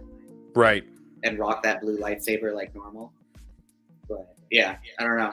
Right now I'm trying to decide what planet I want to do after Dantooine. If I want to go straight to Kashyyyk and get Jolee Bindo, or if I want to go to Tatooine and do all the Tusken Raider shit and get that Crate Dragon Pearl and make my saber stronger. But yeah, I don't know what I want to do. I say go to Tatooine, just dive headfirst into the Tusken stuff, man. Just do it. Or save Tatooine for when Kenobi's airing. I was going to give purple to my dark side Khonshu character because I want Juhani. I want Juhani to be rocking dual purple sabers, or at least like a purple regular saber and one regular melee weapon. That'd be dope. One purple, one melee. I was thinking about purple. I thought there was a white crystal. Bendu says there's not. He would know better. Not in the first KOTOR. Oh, there's there one might be in KOTOR KOTOR 2. Okay. Or in the Old Republic, which is what Katarn plays. I know that you can have a white lightsaber in the MMO that Katarn plays, but not in Old Republic. Yep. You can have all kinds of different sabers. You can customize the core and the glow and the hue of the sabers in Old Republic. Yeah, in KOTOR 1, you can only have green, yellow, blue, and red. There's only 4. Right. That's right. I remember that now. There's only 5 saber colors you can choose in the first Knights of the Old Republic game. You can expect it shortly. I can't put a date on it yet. I haven't actually bought the game because I've put a freeze on all spending until I'm back in Celebration. But I'm going to pick it up and start doing it soon. Celebration. Yeah. Because it's going to be after Celebration. It's a role playing game, so he needs his he needs to be like focus for it. So it'll probably be after Celebration. It'll be a springtime release. On the planet Anaxis, Fort Anaxis is the site of several conflicts, both in the Clone Wars era and also in Rebels era. It's where they go for the last battle, which is one of my favorite episodes of Rebels. They find Kalani, who doesn't realize that the Clone War is over, and they have to complete a battle simulation against him, and we get to see the Rebels and the battle droids fighting the Empire side by side. Yeah. That episode was dope, and that took place in the ruins of Anaxis. That's right. Yeah, they wake him up or some shit. We get to see that same planet in its full glory, as an operational military base, in the first episode of the Bad Batch arc, not the show, but the arc from season 7, where they first meet the Batch is in that same fort that they have the Rebels episode before it gets all run down. It's totally a dope episode. I love that one. Yep, battles leave scars, some you can't see. Oh, then Kanan tells Ezra that shit. Mm-hmm. Yeah. I remember. Yeah, and he calls Kanan, and Rex calls Kanan Cody while he's all confused. It's pretty rough. It's pretty sad, man. Kalani's out there too. Kalani's still out there too. We never He was like, statistically, I feel like you're going to fail against the Empire, so we're not going to join up with you. And then he just sort of flew off. So we could eventually run into him again somewhere, you know? That could be cool. What if Kalani became a bounty hunter and started working with an IG unit friend? That'd be dope. But he's a what's it called? Kalani? Strategy droid. He can't. He's a super tactical droid, yeah. Yeah, so he's not battle ready. He's not like the No, commander. but he could be like the brains, you know? He could team up with some muscle. He wouldn't be a bounty hunter then. Well, they could be a duo, you know, like Forlom and Zuckuss. Yes, we will both be there, and it's going to be the first time for both of us, and it's also going to be our reunion of seeing each other because he moved away in October. So, yeah, we're looking forward to it for multiple reasons. Oh my God, droid herder. Yeah, no. Candace Ordo is totally like Cable from Deadpool Tool. That's hilarious. Oh my God. At least voice-wise and like look-wise with the flat top, that is fucking funny. Well done, sir. I never put that together, but now I have more reason to make Candace a heavy weapons dude purely because of the Cable. Heavy weapons guy. That's amazing. Seriously, though, it'd be a hell of a ship. Hell of a tactical boost if you could add, just like, put Kalani's guts in there. That way they would put L3 in the Falcon, you know? In the Star Wars Legions game, the Trade Federation's totally, like Darth Maul's crew, he's totally able to use the tactics droids. Nice. And, like, it's supposed to be pretty, at least good advantage for the Trade Federation, or Old Republic, or no, not Old Republic, fucking, I guess it would just be Trade Federation, yeah. Separatists. Separatists. That's the word I was looking for. Yeah, the Separatists. The Seppies. Yeah, because Maul's a hero for him, Dooku's a hero for him. They got the tactical droids. They got droidy. There is a panel on Tabletop Star Wars happening as well, which might have some like cool looking minis. Well, I was gonna say they might be debuting some new Legion pieces as well as like some new Fantasy Flight stuff if we're really lucky. Yeah, they just released. They're introducing Mando Maul to Legions, where he has like his robot legs, but he has the dark saber and his regular lightsaber. And then they also just released the Mandalorians with the Maul colors, like with the Maul armor. Death Watch Mandos. Yeah, they look super cool. Mini. Gar Saxon's helmet is like the most. Gar Saxon. I would paint a Mando faction. Because they also just released the Pikes and Black Sun, so it made sense that they would release the Pikes and Death Watch at the same the Darth Maul Death Watch because they all come from the same arc, you know. Yeah. Is Shizor a hero for it? He might. No, I know that there's a couple of minis of his race, like because I recognize the green skin. The Phalines. Yep. Yeah, so I know the Phalines are in the game. I don't know if he's an actual character. It's neither. It's neither. I have played the West End version of Star Wars. I love it, and I've painted more minis for that than probably anything else. But no, we're playing the Fantasy Flight games, Edge of the Empire and Age of Rebellion systems. It's not Star Wars 5th edition. Yeah, it's its own proprietary Star Wars rule set. It has its own color dice system. And it has its own system, which is really nice, actually. Using threat, success, despair, and failure, and triumph. Like I like it a lot more than using numbered dice. Just for Star Wars storytelling, it works better. You know, it also helps that we have a really talented GM who is really good at like interpreting dice rolls into narrative things. Like that's one of his strengths, so that helps too. But yeah, no, we play on the Fantasy Flight games.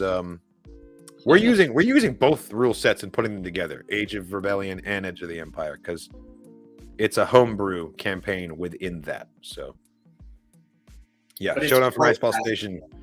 It's almost done coming out, and then season 2 is gonna be live. And it's gonna look completely different. It's not even called Showdown on Ice Ball Station. Actually, do we want to reveal to the world what season 2 of the RPG is gonna be called? I don't even remember what it's going to be called. I don't even know if you know. I just remember what the outline of it's supposed to look like. It's a whole different visual design. On the Ithorian flying turtle looking ship. Yes, we're going to be on the Bafor Leaf for most of it.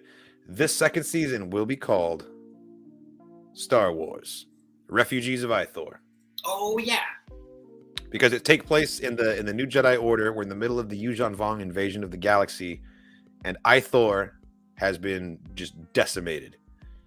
And our job is going to be to basically try and rebuild the Ithorian race and find them a new home where they can live like peacefully and protect the fleet of herd ships from the Yuuzhan Vong. It's going to be dope. We're going to be reprising the same characters from last season, but the whole thing's going to be live. It's going to be right here on Twitch, and it's going to be a silly good time. And the story's going to move around a lot. Like, we spent the entire first season on the getting same to know our characters, learning the mechanics. Now we're going to try and just like zip around the galaxy, like one planet each session, doing some adventures, getting into trouble. Zeef's going to roll a lot of triumph with despair. Because that's my style. Falling out of windows. Yeah, dude. Yeah, Bendu plays a Narset Jin, an Arcanian Jedi Knight. And I play Zeef, a Gungan Marshal, who's kind of down on his luck, but he's got a Gonk droid detective partner named Stomper. And together they solve crimes. Yeah. So if you haven't checked out season 1, it's a very slow burn, but some of the episodes currently right now are really heavy in the story and really heavy in the battle sequences, because everyone kind of has an understanding of how things are working with their We're characters. in the third act by now, for sure. Yeah, and the sound effects that Katarn puts into the production value of the episodes are really worthwhile and really kept touching bases with. So it's like Kalios Chronicles was saying. It's totally like you can listen to it like it's an audio drama. And I'm going to try and incorporate like the dice rolls and let people actually see what we're doing, like have more of the slides on screen and stuff for season 2. So it's a little bit easier to follow visually too. Kalios, there's like 35 episodes out so far. I think 36 comes out this week. But yeah, Iceball Station is great. We've got some really cool key art for it actually as well. Yeah, all in all, it's been a really fun time. We actually finished it like 2 years ago. We finished playing the campaign in like the beginning of 2021, end of 2020. So it's been a while. During quarantine? Yeah, no. we were playing during quarantine. We were playing during quarantine, yeah, but we finished right like in the beginning of quarantine. Because it was kind of spring, summery. That's true. Exactly. Wow. Like, yeah, the episode that comes out on this Friday was filmed January 2nd, 2020. Most impressive. Long time ago. So anyone that thinks that we're ripping off all the current Disney Plus stuff, like, we thought of it first. Dude, they were yeah. Our GM Lurch is convinced that Jon Favreau is stealing his dreams with his brain machine, and like every time we do something in the campaign, it shows up a few weeks later in the Mandalorian timeline. Hello there. Yeah, Star Wars timeline. What is good, my dude? Hello there. You got here just at the end. We're about to wrap up the podcast here. Oh, snap. Okay, well, may the 4th be with you. May the 4th be with you. Yeah, it's still the 3rd over here for a few more hours, and then just going to be Star Warsing it up all day long, because why not, right? Yep. Little bit of Moon Knight, but mostly not a bad idea. Got that final episode, and then at the end of the week, Multiverse of Madness. Hell yeah, and I'm looking forward to rewatching it with you in person too when we're down in Anaheim. That's gonna be so much fun, dude. Yeah, especially they have to keep it in theaters, right? It's only 4 weeks. They've got to. I mean, as long as it performs well, I'm sure they will. Dude, I'm so hyped. I'm planning to be in that panel. That's like the one panel on Friday that I want to go to is the Tales of the Jedi. Just in case we get clips, just so we can get some confirmation about what it means. Yep. I'll be with Katarn on that one. I'll just be sitting there in cosplay. But yeah. Every panel that happens, I'm always like, oh, I want to be there. But this time I actually get to be there. Pick and choose. I'm definitely gonna wait till we actually get there so I can get one of those like floor plan maps and like a detailed description, like a pamphlet of like all the panels and things, and then it'd be easier to like with a pen be like, all right, cool, this one looks interesting, this one looks interesting, skip, this one's cool, skip. That's the way you got to do it. You just got to make the hard choices. Andy Gutierrez she has left the Star Wars show in protest, and she will stay off the show until Peter Townley is allowed to return back from exile on the moon where Christmas never ends. It's true. Don't look any of it up. White Russians so Captain Rex, don't tempt me with a good time, man. I won't be drinking tomorrow. I only drink when I'm around people. But White Russians with blue food coloring, that sounds hilarious, and like that could actually work. That that could be fantastic. That's true. That's oh yeah, no, actually because what would ask you about blue milk beverage of choice. I'm a big fan of smoothies. I could find a way to have a blue smoothie. Yeah, I could. Yeah, I'm sure there's a 7-Eleven somewhere that My smoothies are usually like pink and purple. They wouldn't take much food coloring to make that blue, you know. But it would already be blue raspberry, so I mean, you would have it just wouldn't have the milky consistency. But if it's like a boba, get like blueberry boba. There's like a weird chia smoothie that the place does that's like a bluish color. I could do that. I don't really like it though. Fucking droid herder down here. I need to find a way to make a non-poisonous blue spotchka. Like shit. If it's poisonous, then you've messed up. You just don't want to drink fermented shrimp juice. Step one is making the shrimp glow. You can figure out how to make the shrimp glow. Then you just, stir up the droppings or whatever you turn into the spotchka. I don't know what the process is like. Glow stick. But yeah, just pour some glow stick insides into it. Edible glitter. Yeah. Same. No, Andy's tight. Andy's cool. I wish she would come back to the Star Wars show. We need someone to tell Carboni to calm down. He always gets very excited. Awesome. Well, thanks for hanging out with us tonight, guys. This was a really fun podcast episode. We were able to talk about a lot of amazing Star Wars tattoo ideas. Now they're both going to be rattling around in our heads. What not to do. We definitely what not to do, some cautionary tales and some advice. I'm super hyped for Moon Knight. Going to dive into that in just a few hours here. And then also the behind the scenes, the Disney gallery for Book of Boba Fett. Looks like it's going to be really actually pretty moving. Getting to see Mark Hamill on set. I can't wait. In the Jedi and the Luke look. Yeah. And I think all of our reactions is going to be Rosario Dawson when she's just like, oh my God, that's actually. Yeah, just like. That's actually Mark Hamill. Speaking of reactions, we are planning to react to the Disney gallery. So the full length of that will go up on Patreon, lickety split, as soon as we watched it. And then, whenever Nerd Chronic gets around to editing it, it'll show up on the YouTube channel as well. So you can stay tuned for that. It will be happening. Comics with Katarn stream is happening tomorrow. And then after that, I'm doing a live stream with my buddy Ronan Unchained on his channel. I'll drop a link in the Discord server so you guys can follow along and join us for that too. We're just going to be having like a Star Wars Day chat kind of thing. It's going to be great. And thank you so much for watching, everybody. I hope you're all looking forward to Star Wars Day tomorrow and that you all have fun things planned, some way to celebrate, one of the second greatest film series of all time. So I'm probably just going to be watching it on a loop in the background, just playing nonstop on the TV while I'm doing stuff tomorrow. I mean, there's why not?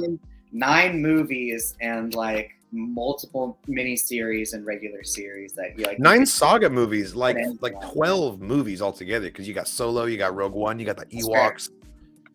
Not even counting the series. So there's a lot. There's a lot. I think we have more than 24 hours of Star Wars now, don't we? Easily. Yeah. We could easily have a complete consecutive marathon from midnight to midnight on Star Wars if we wanted to. If we were that crazy. Cool. Well, have a good night, everybody. That's it for us. Thanks for watching. And as always, may the Force be with you.